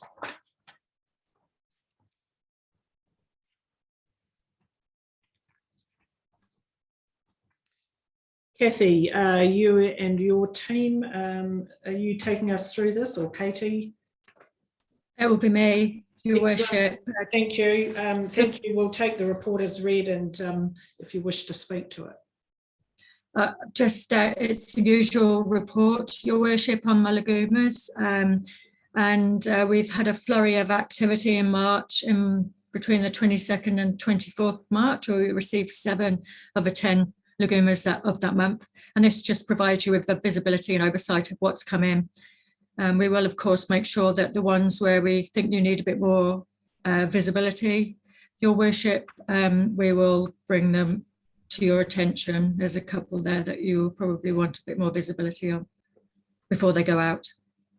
Thank you. Yes, I have seen some of these already come through.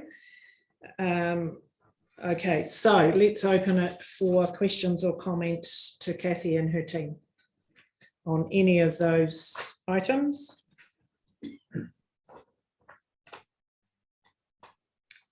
Acknowledging that this takes up a significant resource from internally from council.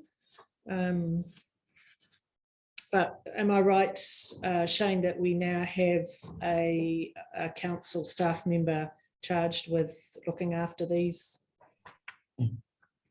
Yep, so we've shifted the responsibility used to sit with the EA to the corporate GM and myself. That's now been shifted into the information team.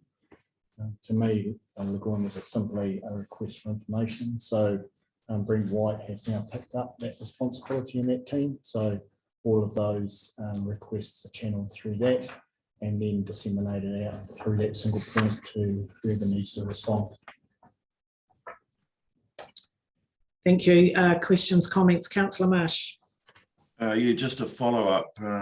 Councillor Campbell had sent an email through just in regard to the Footrock Flats mural last week. I haven't seen a satisfactory response to that.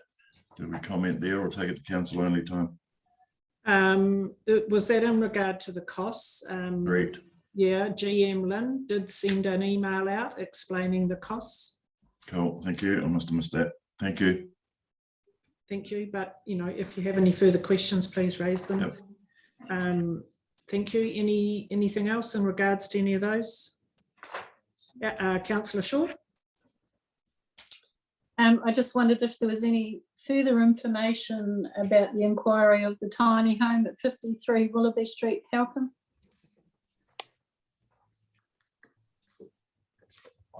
In terms of well, it might even be one that Shane might be more familiar with. There's quite a bit of history with this resident. So your question is what exactly, sorry? Is there more information he can flesh out about the tiny home at 53 Willoughby Street? How come the inquiry being made by Ms. Caroline Smith? Thank you. Is that something, Kathy, or something we need to go away and get some more detail? I see it's still in progress, so. Yes, so we have been able to find out the costs. There's obviously some commercial sensitivity around how we present that information.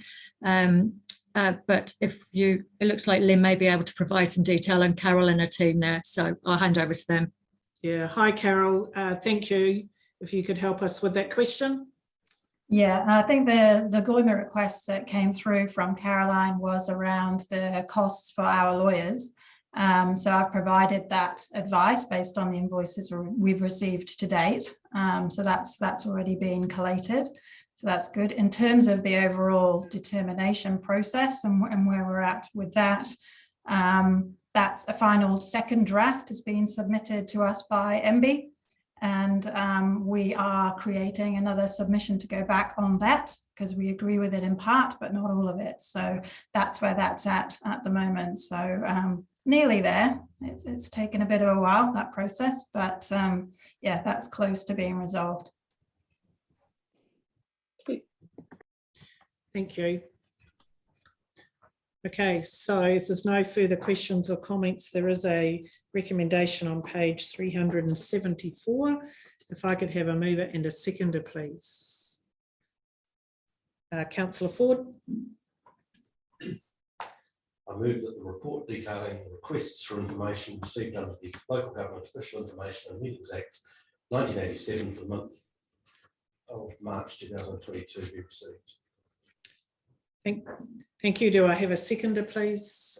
Councillor Hadfield. Thank you. I'll put the motion. All those in favour, please raise your hand. Against? Thank you. That motion is carried. Thank you. Right. There are no later items, so we can go directly to item 14, which is the public excluded.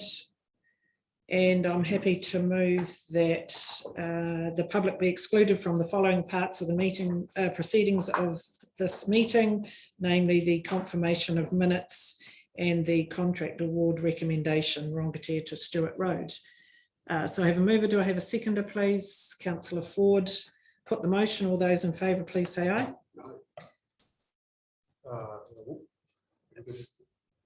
Sorry, those in favour, please raise your hand. Thank you. Against? Thank you. Motion is carried. Right, just take a moment to close our meeting. Thank you. Right, so from here, we're going to break for lunch for half an hour.